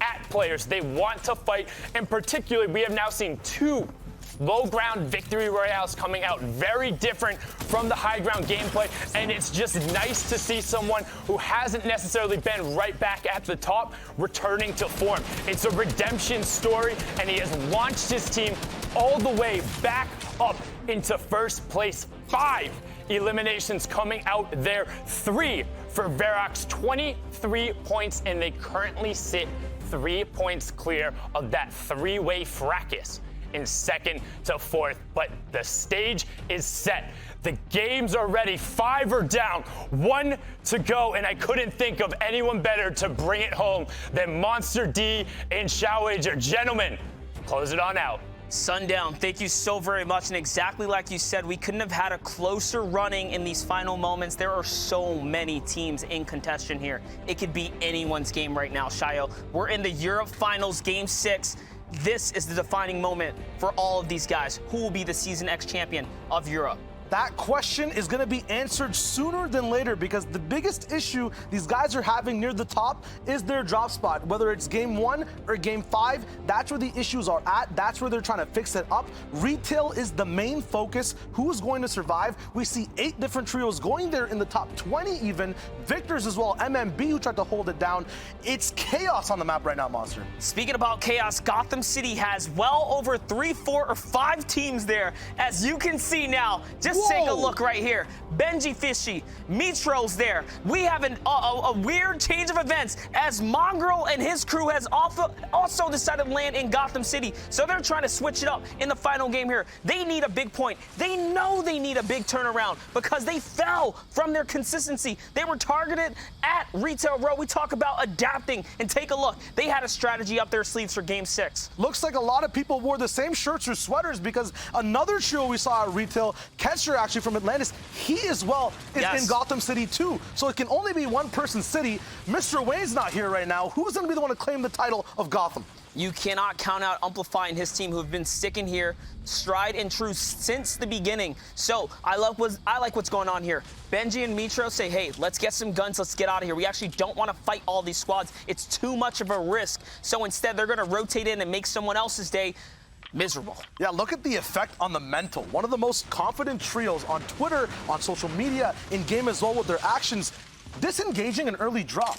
Unprecedented, I've never seen it before, but Game 6 brings out the strategy and the bold choices you must make to survive and gain those points later on if possible when you're playing in the Fortnite Grand Finals. But you know what? You bet they did their homework. You bet they did their homework. These guys have had Shifty Shafts relatively uncontested. They've been splitting up. If you just took one look at the map in early game, these will be easy arrows to single out. We saw it from the beginning of the game. I called it. I was like, yo, take a look at this wide landing. They didn't even land in Shifty. They just took spots all around the side. So maybe we see a little bit of counter tactic here as they're trying to single out one player here and see what they can do. Marking a big build fight in Gotham there now. They're just trying to optimize. Yep, one big thing people like to criticize MMB for is, hey, all you ever do is land retail. That is where your brain's at most of the time. Your early drop is the reason you win. These guys have the biggest brains. They know how to actually break down retail. They know how to make a good contingency plan as well, right? This drop, actually, the split of just taking 2 buildings from Gotham, then moving to Shifty, unlooted as well, is genius, right? And it's not just dropping in a POI. There's a team here. So can they perform outside of their native home, the Retail Row lands? Of course they can, but they have to put it together. The question is, do they have enough loot at this point? All right, Benji Fish coming down here. The fight has already began. They have someone tunneled in and tarped in. Unfortunate for this player here as they're boosting their way through that build. It's Jesse who's going to go down right away. And now that Elim is theirs. And they're all 3 huddled up here. This is not the team you want to get into a box fight with at all, Shayo. Not even that. The worst thing you can do for MMB when you're facing them is giving them confidence, giving them momentum. Might have been lost in these earlier games, but having these hard mats of metal early on, having attack SMG combined with a tactical shotgun, nades and minis to boot with full shields. Even if Mitro's low on HP, his mind is on cloud 9 at the moment. They know they're confident. They're going to now go aggress on this fight. It's going to be a insane game early on in the Fortnite Grand Finals. Hopping over to the other side of the map, you can see teams that were by Retail now. Frey, Raze, and Doozy going in for the fight here. They have the high ground. They're in a battle, but someone's going to get rocked from the side there as Poocher gets taken out. and their teammate Doozy gets traded as well. So the down has happened. Quick little ramp reset right there. He's waiting for the edit, makes it. That's a white shot. You know he's going to go for the next one. Cyber goes down as well. Can he find a third right now as things start to slow down here? Doozy's still knocked though, so they can get the save off. Yep, this is insane too because they're at 10 points right now, right? Yes. Every point gained when it's so close to the top and the bottom as well escalates them in placement overall within the game too. Solely right now, back against the wall, Raze as well, trying to heal up, maybe pick up dudes if possible. We'll see what goes on at the moment in this fight. Shockwaves are available though. Once again, a fully fleshed out loadout this early on. Teams are getting even more efficient as they play, but using them at the right time is the proper question, right? Shockwaves have been in the game for so long. I did a breakdown on them earlier in the weeks as well. People are now used to beaming people who use them for an advantage. So timing is crucial for Frey, and timing is crucial for every team in the match at the moment. Just first zone, but it is the last game of the heat. 87 people left alive. Storm Surge is a problem. So taking a look at Stormy's perspective there, he's going to eat the big tactical to the face right there as he was sneaking around the low ground with no health. So that squad has now been taken out. Their run here in the FNCS finals has come to a close. But congrats on making it this far. Just got to give thanks to all the competitors that have pushed through out the weekend, throughout the qualifiers. This has been a long series of events here. And if you made it this far, you know, you should feel good about yourself. You're still a winner. Yep, let's recap, right? You had to play through those first 5 weeks. That was mentally straining it up because it was the first time people were actually locked into picking trios, learning with their team. There was no chance of escape because then you risk losing those consistency points, right? Now you're in those heats as well, dealing with having those 6 games. You lose those early on. You want to be able to keep that momentum, keep that drive, and adapt your playstyles, as we saw MMB even do, the most momentous team, switching and dropping retail to Gotham. So it's a very good growing experience for everyone, regardless of where you place in the grand finals, even if you did or did not make it. So many instances to learn from in this entire process. So it looks like Kezher, Marcus, and Trippin probably dropped Amplify, Maso, and their last trio there here in Gotham City as they now own it to themselves with those 3 eliminations, and they could just take free reign over this territory here, get their farm up. That's going to set them up real nice. We saw so many teams land here, but they are the ones who we're going to call king today of Gotham right now. As we already know, Mongrel, Mitra, and Benji did rotate out 2 Shifty Shafts. Just taking a look here at the little map, you can see all of this is unfolded just in the first zone. There's so much action already happening here, and the rotations are already beginning. If I had to guess with the amount of teams heading hard south right now, this zone, it's probably going to go way down south. Yep, and let's not forget the point breakdown at the top. We have 2 teams with wins who are in contention to actually win the whole thing. 2 teams, the Vic, who was actually at the top before this final Game 5 that just happened, does not have a victory royale. He needs to get one in the book to make sure, just in case there's a tiebreaker, everything's fine. And once again, mention it in other regions as well, everyone is in the same game. So anything that happens to a certain trio on their leaderboard has rippling effects to everyone else behind and ahead of them. Whether it's making people more uncomfortable or making them, you know, kind of ease their minds knowing that they have a secured placement for themselves. There's a lot to think about for these guys, as well as rotating and getting elims on the move around the map. Talking about rotations, you can see over at the map, I think it's Camo, Harmy, and Pepper, but no, wait, MMB is on their way back through Gotham City. I recognize those skins right there. Tripper and Kezher and Marcus are about to get into a 3-way clash here with one of the strongest trios on the scene right now. They need these elims, they need these points right here, and that's why they're going to be bloodthirsty. They're going to be so hungry to get them because they have to make it into top 5. They have to battle their way back up the train, back up the ladder here, we should say. Benji's in the fray of it. He's in the house. He's hunting here. Mongrel, Mitro find the opportunity. Trippin's actually going to get the first exchange right there. So they're in the lead for the battle right now. But Marcus has no shield either. What is Tripper going to do? Is he owns all the floors right now. Yep, and at the moment as well, look at the instantaneous, use of utility. Let's look at the top 10 as well at the moment too. We got Boyer at top. They just won the last game. Chink and Stop been very consistent on high ground, but have lost 2 of the games too. Falcon Lee, Robabs, and the Vic were staying up there the whole time throughout the day, but now have to reclaim their spot. The top 10 in contention too. The points breakdown, it's just 10 points. Mongrel goes down. He actually goes down though. Mongrel's going to get taken out there by the SMG play. Very sneaky by Tripper, and he converts on the Elam. That is not what they wanted to happen here, as they are fighting in a very weird position. And now the aggro is on. They want this. No. They get the shot on Benji, and Benji falls with the big 95. Can Mitro clutch it in the final moments? But he's Of course not. It's 3 shotguns to 1 right there. And Camo, Harmony, and Pepper probably pushing in right here as they have heard the shots. Another trap play comes out. This team is on fire right now. Gotham City is theirs. Bye-bye, Clement. Once again, cannot do anything. Tripburn is on a rampage here. Kezer's down, though. Marcus is extremely hurt. If they can't get the siphon right here, he's probably going to have to disengage right now, Shayo. Yep, Tripburn's actually going on full throttle, but is almost out of fuel. Now bandaging up again. Let's see if he can drive straight in and get the sub. Kezer's actually going. This is huge. They can have an entire new body, 5 new inventory slots to once again use. The rev is actually going to be coming right up. This fight might just be disengaged. Remember, every player now in the map also saw exactly who went down, right? Sometimes. The Kings they've fallen. They've fallen. That's it. They're out of the running, guys. They've had a great run thus far, and they have fallen indeed. But the respectful disengage here. Clement says, hey, listen, Trip, you hit me pretty hard. That was a nice trade. I'm out of here, buddy. You can have Gotham City, the Kings of Gotham, survive the running. Can they make it to Endgame now? As we jump back into Stompy, Chinkin, and Aqua, we saw them hold this position before. Unfortunately now, zone favor is not with them, so they're already moving. Using the hoverboard is going to allow them to cut straight across the field. And when we talk about it, the main problem so far has been the storm surge for them. So now they move on to the next mountain, where they're probably going to siege up against some more players. Yup, the premeditation of this trio, just to know exactly how their drop spot's breaking down. On the right as well, we see Savage and his trio rotating as well. Everyone now is on that wavelength of, listen, the back half of the points, the 15 for the Victory Royale, all the elims you can get on Storm. Oh my God, actually, look, breaking it down. The trio's actually bunched up on this mountain, on the snow side, on the transfer towards Fatal Fields. Top 5. They're in the top 5. This is going to be actually momentous in terms of if there's a knock, if there's a tag on how people are moving, because everyone is a little bit trigger happy.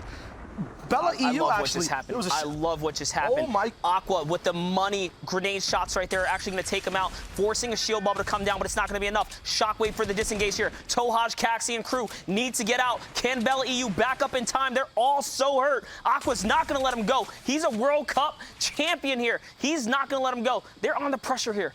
Okay, all right. He decides it's not enough. They back up just far enough. They're doing so good consistency-wise. They don't want to go for it. Little do they know, though, that's some of their biggest competition right there. Yup, the tunnel vision's not there, which is great, but this is kind of the journey they've been through in this entire match, right? They've been hit so hard in the beginning and early on. Now they know the extent of you have to kind of bulk up, and oh my God, who needs bulk when you have precision? Darker only getting even more dark and shady underneath the tree. Not enough time or actually objects in front of you to save yourself, my man. Split off of his trio in the river. That Elam's gonna be confirmed. Remember, it was a 3-point difference for these guys from the top. Now they just caught up. We'll see if this is going to be enough, and these mats and utility dropping going to be enough for these guys to have a more advantage in the late game. Slowly but surely, they're closing that gap there indeed. Crew, Chapix, and their last teammate, Beehive, is here in Fatal Fields. We also have Savage, Item, and Rojo. All of our top 5 contenders so close to one another. These guys are all in the top 10 running here to take away the FNCS finals. Every single engagement matters because it is that close in the final leaderboards. If you fall, you give away your position to another team who's only climbing that much higher. That's how close it is right now. Yep, and it's Savage's actual second chance, a very similar loadout that we saw before. He has the Shockwaves and the RPG again, but a big cheese moment coming out in the fields. He actually goes down. That is a huge elim. A big part of that trio as well. When all 3 of them are up, that's when they perform the most. Losing one of your big links might actually be a big bump in the road for these guys to have a successful endgame. Big win conditions there too. Chug splashes, RPGs, and Shockwaves lost to that trio. Now the question is, can they get the reboot card? They own all of this. Item, Rojo, and Savage are in the 5th place right now. Crew, Chapix, and Beehive are in 8th place. Caxi, Tohaj, and their teammate, they're so high. They're in 3rd place with Bella EU. This is how close it is. They're all next to each other. If any single team take a battle with the other, they're going to fall in the ranks and someone's going to take the lead here. See, that's the pressure these guys are dealing with, but the zone movements still happen, right? You have to make calls. We saw it with Aqua. You still have to bulk up, but tunneling like Savage did there a little bit too hard, gauging too much in exploration. At this point, Game 6, the last of the grand finals, can prove absolutely fatal. It looks like people are actually getting trapped back on this side of the river as well in the mid game. Every moment matters right now. You want to make sure your loop path and movement is efficient, but being a little bit too efficient opens up holes in your builds, right? Using just wood, that's when SMG players want to pressure you, especially if it's this close range monster. That's right. Little did he know there was someone sneaking close by, but that's why Pate and Dreta and Ritz here are setting up the ambush. They have the slight elevation and advantage over them. Stinkers are going to be unsuccessful, at least the first one per se. In comes the shield bubble to block any others from coming in, and they want to bring this box battle here. And Dreta's actually underrated when it comes down to box battle, similar to a Clix playstyle. He is fast, he's sharp, and he's witty with it, and that's why they win this exchange here. Pate and Andretta actually connect so hard right there. Another one. Fish Skin is just going to give it away. They know he's not on the team. Down goal Scalar to the fall right there. And this squad was in 10th or 11th place. Ritz, Andretta, and Pate were in the running, so all of these elims propelled them way high up, as that's a 4-point swing in their favor. Yep, just look at the defensive trigger finger, instantly just dropping shield bubbles anywhere that's possible, taking bold edits without hesitation. Once again, using another shield bubble, which are so crucial on reaction, but now this is pro-reactive. Andretta in the driver's seat, usually as the IGL when things go bad in the trio. He's the one always working within chaos. He knows that, hey, I don't want to be in this situation anymore. Endgame hasn't even started yet. Let's get situated, and then let's move after that. Now the field is kind of calm. We don't see many people going down. This is where all the strats are being made up, Monster. What would be the best play to make for the trios at the top? You got to claim a mountain. Do what Stompy, Chinkin, and Aqua are doing right now. They have the high ground to the left. And I'll correct myself, Andretta, Ritz, and Pate are actually in 7th when we last checked in, so they are so high in the running, but you have to claim some of that high ground. Get a zone to pass by without anything too crazy, because if you're out here in the fields, this is rough. This is the worst case scenario for you. Yep, right now, this Clusha, right, it's just hesitation. On the mini-map, you can see it as well. People see the zone, but I guess everyone's just calming so hard right now and spending so much time in these hard-built mats on the edge. They're kind of wrecking themselves before their game even starts. It is game 6. There's a lot of pressure at the moment, but you can't let that hinder your game plan moving forward. Now the zone moves. Thomas taking ticks, going for a late launch pad. Provoked is there to watch it though, taking beams. Falcon Lee, can he get his wings snipped and fall down? No. Gets into a shield bubble, instantly using hard mats as well. Very smart. That 6-game process, learning exactly what you need to do. Has very good tools to use from this range as well. Heavy sniper, infantry rifle. Very good tools to actually get those damage spots done and take these one-off shots from odd angles. We'll see if this trio can use this position on edge circle to hopefully get a zone bounce back and move forward on their rotation.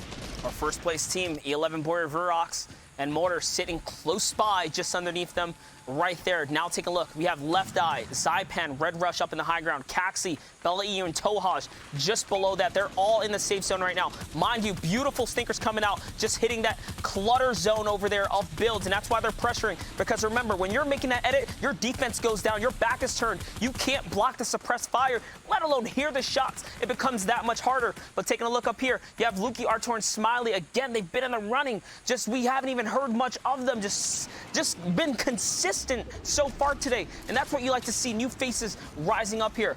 But Stompy, Chinkin, they have the zone. You think that those are the orange markers on the mountain? Yes, there's no way. There's no way. Yes, it is. The prime time position, the only mountain at the moment that could possibly be hit from this zone. It is the Kings now reigning over the region. MMB is down, Chinkin, Stompy, Aqua are on top at the moment, figuratively and literally on the map as well. They have to battle through from 2nd to 1st at the moment. 2 shield bubbles though, and a lot of utility to use as well. 1 Elim already down on Stompy, so these guys do have a lot of the pressure that they took off the trio they got the Elim with. We saw that in the river before, so they own this whole backside. Using this position, have elevated ground as well. I mentioned this with Lupo the other day, right? When people launch pad, which they will, to them, they're going to deploy right in front of their faces. Having these ARs is going to be huge for these guys. They just got to drop to land right above their heads. If that's not lucky, I don't know what is. But here comes the server. 9 out of the top 10 teams are still in the lobby. lobby here. Left eye is going to fall down to Chinkin as every point just propels them with a huge swing. So here comes the grenades. This is going to be huge pressure. It's just going to trickle down the mountain as well. Remember, these explodes are going to crack open and fracture all of the builds. Taking a look at a little aerial view here, you can see what's going on. Look at this beautiful shot of the high ground hold and how they just have this entire mountain to themselves right now. So what this does for this trio, having this much pressure from 3 different angles, it stops other trios in front of them, and since everyone's on that wavelength of using hard mats, it puts a great wall right in front of their actual high ground, putting more of an elevated mid ground from natural low ground. Follow me with me here, right? If the entire server is elevated, rockets reach your enemies faster.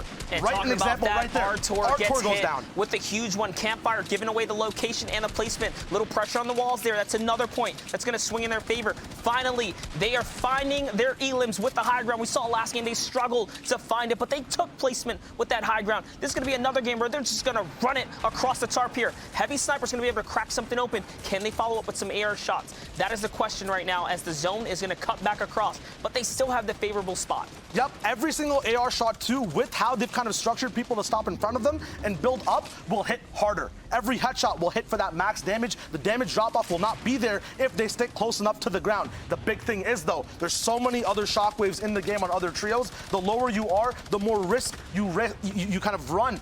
With these shockwaves coming on unexpectedly out of hard mats, you can't predict it. But let's see if the accuracy is high enough for this god trio to get more elims. Mosquitoes all over the server. They have the swatters. Can they get any preliminary elims before this endgame rotation starts? Chinkin is on the lead. Stompy out back. Aqua being the insurance all the way behind the trio. Their hard mats now getting used. Once again, they're on the 5th zone, keeping height. This is how they lose that height and the mats near the end of the game. They have to be very careful, Monster, moving forward. That's right, but they're doing A-OK as any team that steps up to them is meeting the heavy snipe pump combo as Stompy is putting down the shots here. So Upsy Daisy he goes here. There's still 36 players remaining. Falcony falls down in the feed, unfortunately for him. And Ben, oh my gosh, you just look at the feed lighting up. There goes Mitro. There goes another. As these guys are looking for the shots right now. Can Stompy find another right here? Ooh. And it's not looking quite successful just yet. They still have shield bubbles too if they have to protect any of their back layers here. Yep, Tarping out. Chinkin's on top. They're going to be contesting a little bit, but going to stay up. They're only on one tarp, though. Aqua on the back defending, but if there's an immediate shot towards Chinkin and Stompy, that's a bad problem for them. They're going to drop down. The big thing is, well, Monster, look at this split. Motor goes down. We have the duo together who perform so well in roles together, and Aqua, the overlord who knows the plays, who's won the competition at the back. It's a genius split, very efficient at the moment. The only thing they have to care about and watch out is for their mats. They got to make sure they have the resources to close out this game. Here's why it's perfect. They're so high that they cannot be affected by Shockwave, so it doesn't matter. Like, Chinkin might get hit down, but they won't. They're still way up top. And there comes the little assistance, if you want to call it that. This could be a crucial loop delivery for more materials as they fight their way up. Can they get it right here? And Dretta's still in the running. Pate catches Daedra, and Chapix catches another. Ooh. There goes M10 Pepper getting taken out right there. Bye to him. Can they find another? And it is. It's going to be X8, and it's looking like this trio is going to take it away right now if they can just continue to hold out. It's not over yet. G2 Tohaj is still in the game too. Yep, at the moment, 14 people left alive. Looks like there's 9 trios. Placement is still good to go around. Amazingly, Stompy, Chinkin, Aqua still have height from the half and half, from the 4th zone, from the top of the mountain. Now they're on the top of the leaderboards. Shield bubble still there. Heavy Sniper to add some flavor into any elims they can get. Shields being popped. Stompy stomping on the competition below him. There's wood mats now. Players are running out of the important materials to defend them from the game. Nick up top, just look at the actual HP at the moment. No one's actually peeked out, and if they do, Nyx's health bar gets depleted. They have eyes.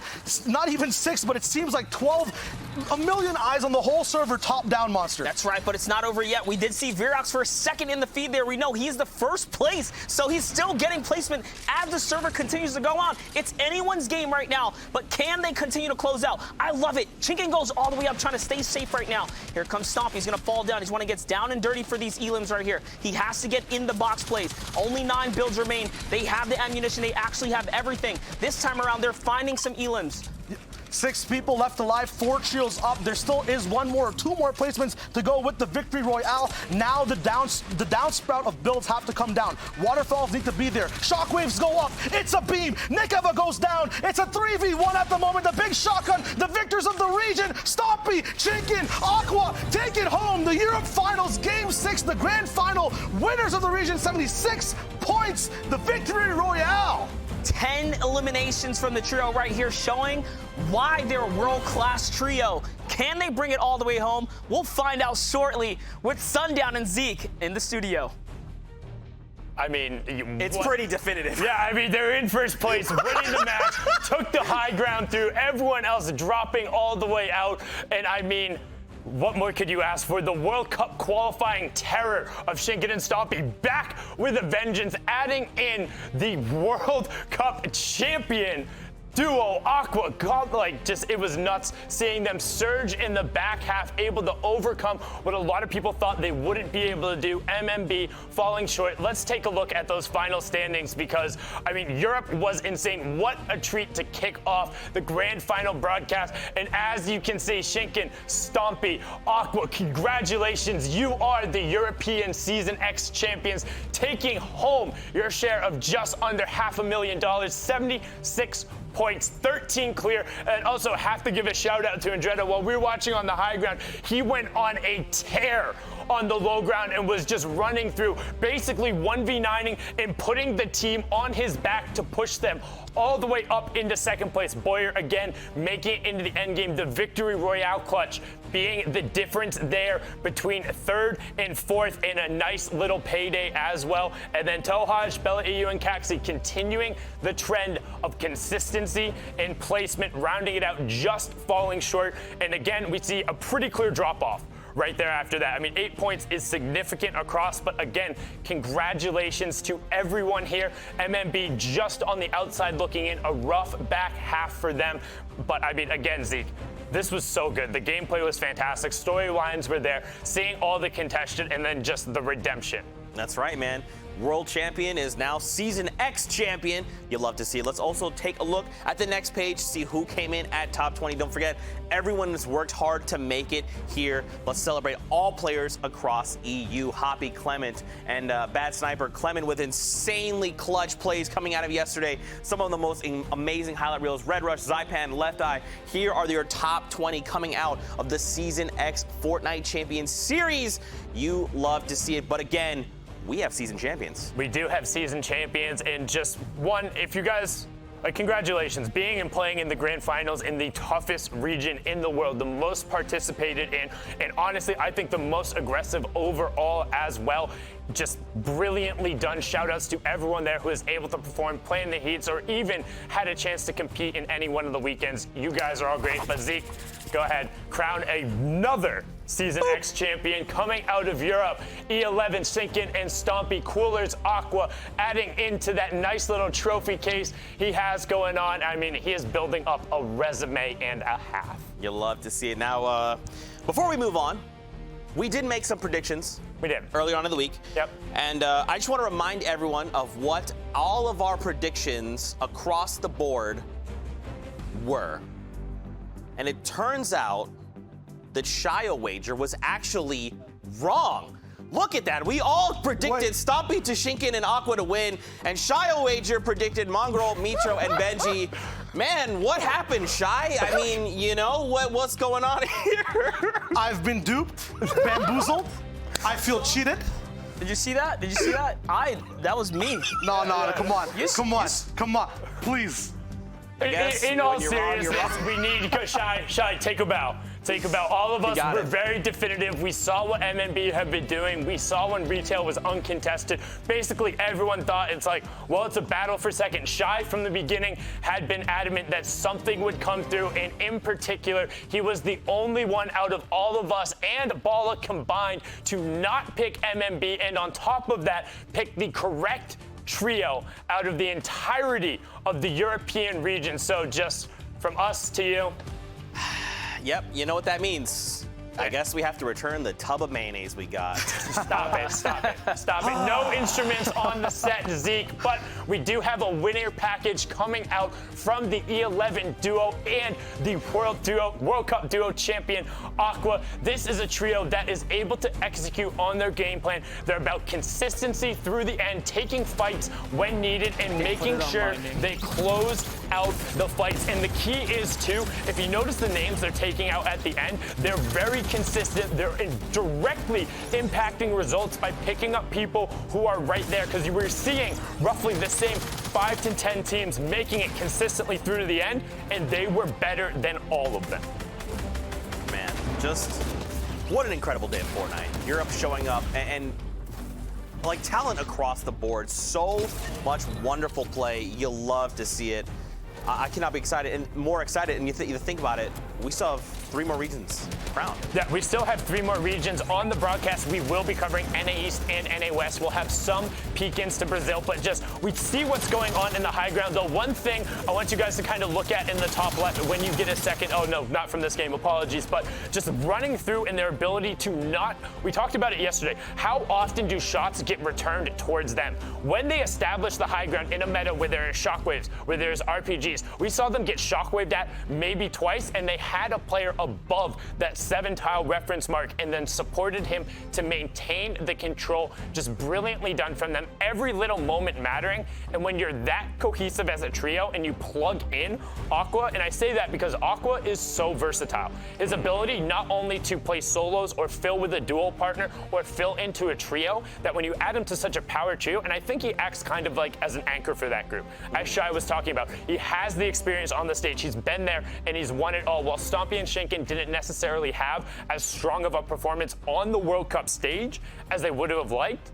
Adding in that and then wanting a little bit of hunger, and then Aqua knowing like, we've been there, we can do this, we can hold on, because that was very similar to his World Cup run. But we talked about it a little earlier, and we have to show it, because while they were at the top, and I wanted to go into this, Andretta is a monster. He is a star on the rise, and this is his run. Keep track. He has 2 elims right now. He has 2, and this pushes him up. There is 16 trios left. We're not in placement points. They're down a trio. Paytech is still there, and watch the run directly onto Boyer. Converts right away. That is the direct competitor, the team who won the last match, and he's tunneling through. Just, I mean, it is nuts.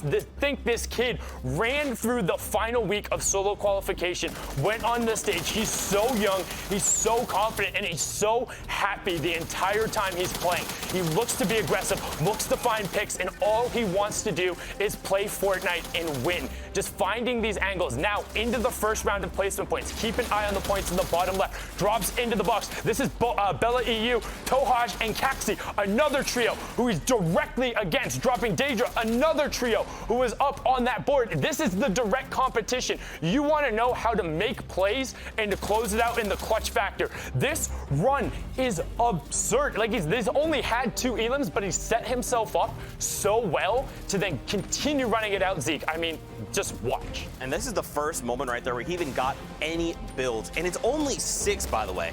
The way he is just patiently waiting. He knows what he has to do. He knows what he needs to do to make sure he brings it home. And then look at that hop back up, playing out in the storm as his teammates get down. Instant onto Verox. Boyer's teammate dropping him out there, pushing himself into top 8. That is a 4-point swing. Getting the conversion on XOXO, now has 30 builds into the top 7, but he's by himself. This is Andretta against the world, already sitting on 4 elims and working back through. I mean, this run is gross, and I can't stress it enough, because this is what Fortnite is about. This is what King did in the solo stage. This is about individual efforts when your back is against the wall, being able to make plays, clutching up when everything else is going on, finding all the edits. Red Rush goes down, closing in on the top 4. It's his 7th elim. He started with 2. There were 30 people. Eliminates full eliminates Tohash, who's right there to push into top 4. The run from Misfits and Dretta, absolutely absurd. It put him 1 point clear into second place, earning his trio. I mean, just such a great way to kick off the broadcast. Again, congratulations to all of you guys. We're going to catch our breath a little bit, slow down. We're going to go to a break, and we will be back with NA East coverage games 1 through 6. So go do whatever you need to do. We'll do what we need to do, and we'll see you back here in a bit.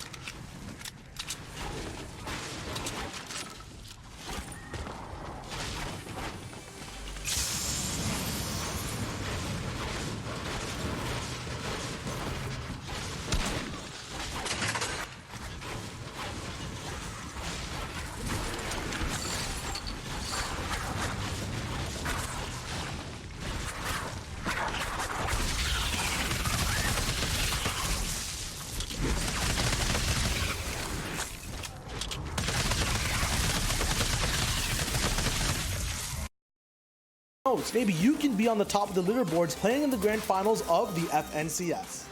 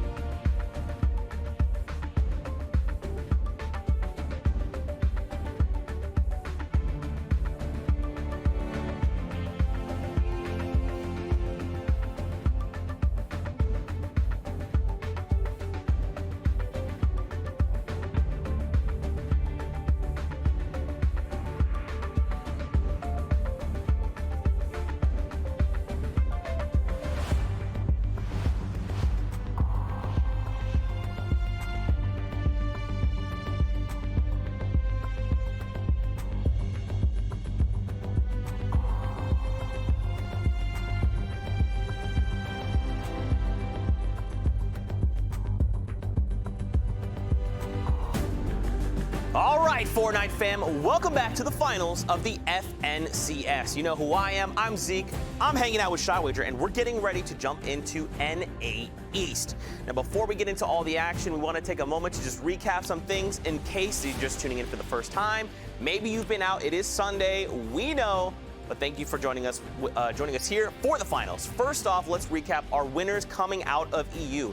And in fact, it was not MMB. It was the E11 duo of Stompy Tashinkin and our world champion, Aqua. Here they are on screen. Look at them. They're so young. so full of life.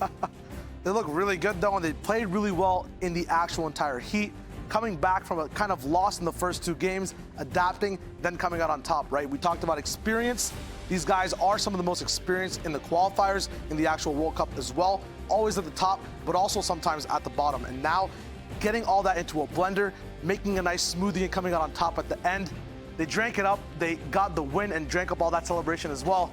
It was an amazing run from these guys. That's, I love your analogies with food. It's so good. I'm a hungry boy. Man, it makes me want a smoothie. But again, congratulations to them. We didn't see much of them kind of coming into the FNCS finals or even during the weeks leading up to it, but they showed up big here in the grand finals.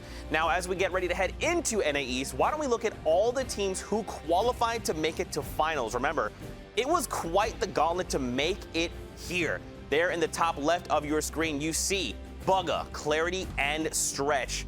I mean, this is just, it's a who's who of talent. Mega, Dubs, Eclipse, Zexro, Calculator, Macwood, Rogue Shark, Flossin, Knight. Shout out to you, Flossin, I love you.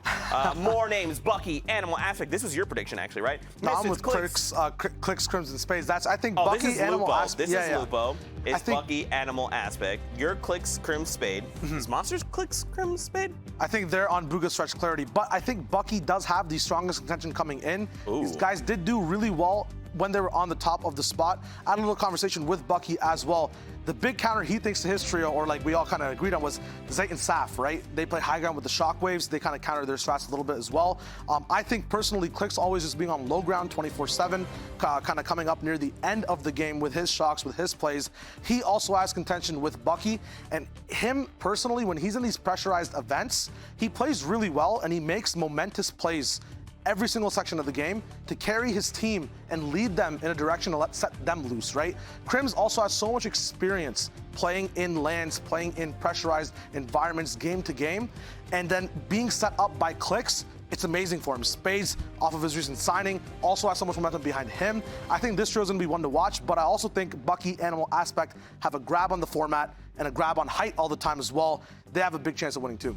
I mean, this could go anyway. We thought it was going to be MMB coming out of Europe. Instead, it was Aqua, Tashinkin, and Stompy. So even though they did have that early lead out the gate with 36 points, they just couldn't get anything else going. So we'll have to see, man. We're in here for 6 games. 6 games. Anything could happen. I think that even with EU, the number one thing that we saw kind of occur between the grand finals, the heats, and the qualifiers, Monster said it, 9 out of 10 people were still left alive at the end of the game, right? And these storylines have been building up from the heats. I expect nothing less, probably even more from NA East at the moment, at the very end. These guys are really, really aggressive. They're very prideful of their position. They're very prideful of the way they play. They see someone in Storm at the end of the game, 8 circle, they're pushing in, right? I think we're gonna see amazing things in this next heat coming up. But now if we compare like Europe to NA East specifically, out of Europe, we saw quite a bit of aggression, right? People, it feels like in grand finals, you almost have to be full send, but kind of like calculated aggression, right? Because you can't just be like, I'm gonna just dive in these people's box. With reckless abandon, you actually have to do it as a trio, you have to be working together. So what's the difference coming from Europe over to NA East? Well, like the word that I used a lot in Europe was wavelengths, right? Everyone's got to kind of figure out what the right line to walk is. If you're doing really well early, how do you hold on to that lead all the way to late? We saw MMB drop that lead, but that's the other wavelength, right? If you're doing bad early, Aqua, how do you pick that back up? How do you push that all the way to the end of the actual format, the end of the 6 games? There's 2 things always on these people's minds, and it might falter the way they play because you don't have that pressure every single game, which is the 6 games along with your early, middle, and end game per game.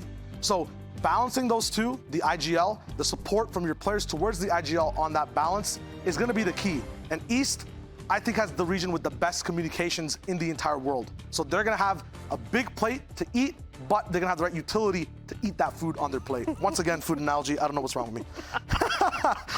Look, I love food too, so Yeah. I get it. Now, we did see quite the list of names, so why don't we remind you guys of the predictions we made earlier on in the week. We had 2 separate pieces. One was defending our case, and one was giving the initial thoughts. Sundown's got Bugga, Clarity, and Stretch, as do I. Shy Wager, you picked up Clicks, Crimson Spade. Monster Deface had Saf, Zayt, and Zypha. And Dr. Lupo rounded out our trios with Aspect, Animal, and Bucky. I mean, you yourself said all these trios. I think it's just going to come down to who can have that best start, right? Sometimes it's just going to be your day. And sometimes even when it's not your day, you just have to suddenly make it your day. Hey man, predictions master. I called Aqua already, 1 for 1. All Right? We're gonna see exactly what goes on in NA East. I think Crims, Clicks, and Spades have what it takes, but once again, it's gonna be very, very close at the top. It'll be a celebration for me. It'll be a celebration for someone at the end of the running, right? Because there's a lot of prizing to go around once again from the top to the bottom of everyone that's made it to grand finals. It's a nice bonus from being in the heats. So either way, just playing your actual game and where you are is the important part. Predictions or no predictions, they're gonna have stuff to look at themselves game to game. They're gonna have that right mental, right? You don't wanna tilt off because that's where things go wrong. Yeah, we saw some of that kind of play back with MMB, and that's, couldn't quite get it up and rolling, but we'll have to see how things shake out for everyone here participating in North America East. Don't forget, after this, we will wrap the day with North America West. We're on board for 12 more games of Fortnite. And at the end of it all, we're crowning season champions for West and East. East and West, I like that, probably would have sounded better.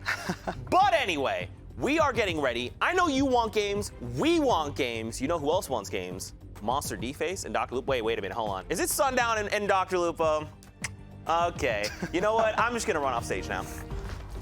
That's actually how he runs too. That's not like ironic or trying to promote anything. I lived with him for 2.5 months. He moves from place to place like that, particularly when he's excited, not even intentionally. He just kind of scurries around like that. Zeke, I don't think it's efficient. Zeke's natural state. This is Championship Sunday, Zeke. This is serious business. We'll have a talk with him after the show. Don't worry, folks. We'll take care of it. But you're right. NA East coming up. We have 6 games in store here. One of the most hyped up regions because, honestly, for as far as social media goes, the engagement from some of these players, I mean, they're all over the place. We've seen them countless times in previous events where you and I have both had opportunities to commentate over them. I'm looking forward to seeing the duo from Sentinel plus Bucky landing at retail and keeping hopefully some consistent drops there. Although we did see in Europe that if that drop is contested, things can go bad pretty quickly. I mean, you're so occupied on other things, but the matches are ready. Will it be the veterans, the Tfus, the Vivids, and the Chaps of the world? Will somebody rise up? Will we see Bucky, Animal, and Aspect continue their domination, or will another World Cup champion stake his claim as a Season X champion as well? Match 1, NA East. We're underway, Lupo. We're dropping from the bus. Let's get it. Excited to see where people decide to drop. A lot of these drops have been very, very practiced by players, so the option to maybe change it up, not necessarily high on the board unless they get contested and things go bad.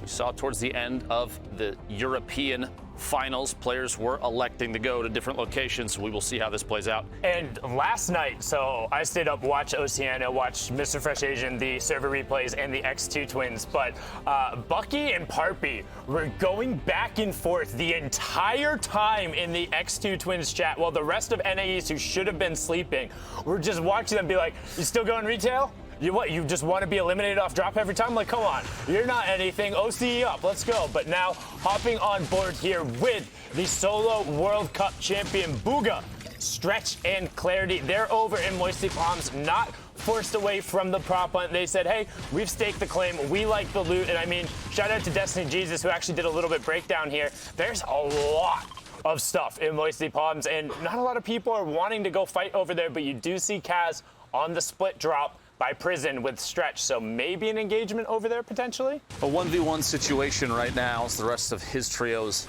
nowhere to be seen on the minimap thus far. So if they wanted to, they could potentially apply pressure if Stretch feels like he's in a confident position. We'll have to see here in a second. Meanwhile, Greasy Grove, no taco time currently, but Rogue Shark, Flossin, Knight, holding it down. A little bit of a 1v1 inside the house. Tack shot lands there. Looks like quite a bit of shield damage. Rogue Shark going to try and rotate up so he can find an angle, and there it is, the angle found. J-Love. He's Germ. Oh, taco time. That actually might end up saving him, at least temporarily. I mean, so he will end up rejuvenating a little bit of health there, but no help coming in enough to, or not enough to delay him over. Too far separated, and you can see Ando and Germ trying to find an angle. Flossin making sure he keeps Germ's head down, keeps the pressure, and Germ has now also rotated onto metal, indicating that he's pretty much out of materials. The early Elam giving a quick influx into Rogue Shark should give them the advantage in this fight. This should be a signal soon. If Flossin can get a solid flank from over on the left, which he's in position for, pressure might be the best call here. Rogue Shark picking up a taco, get a little bit of that speed buff plus the 10 shield off of it. You see him perched up on top. A restaurant there right in the middle. I'm expecting relatively soon Flossin will make a move here. He has the best pinch position. May just rotate over with Rogue Shark. That's going to be the case. So both are pushing up now with Knight on the right side. Ando is just in such a bad position right now. He is getting pinched from all over. He's trying to get a cheeky angle with that, but just caught way out in the open. Taco Time going to reserve that up. Zappers are there trying to play around that. He is able to disengage, and because they didn't have shields, that's actually a lot of effective health in the trade that Flossin, Knight, and Rogue Shark aren't really getting. However, this should eventually be cleaned out. They're keeping the angles. They have the mat advantage. Ando's down. Derb is down. Taco Time has been completed, and Greasy Grove belongs to Rogue Shark, Flossin, and Knight. Trio pickup right there. 3 eliminations, the first 3 very early in game 1. 89 players still to go. Going to continue the farm down here. Occasionally, I guess, grab some tacos in midair and continue the run around, but looting should be essentially free reign at this point for the trio. Yeah, and they're going to have a lot of room. Now, generally, you don't see a ton of contestant going on in Greasy, but because of the tacos and just the faster looting, and you have the rift spawns directly to your north that also give you about 300 plus brick if you break it down, you're effectively able to only farm up wood and the metal that's available in there, rotate over the rifts, and then get out of dodge. There's also a number of driftboard spawns there, so your options aren't limited coming out of here. It's just playing around Taco Time if you're able to do it, and the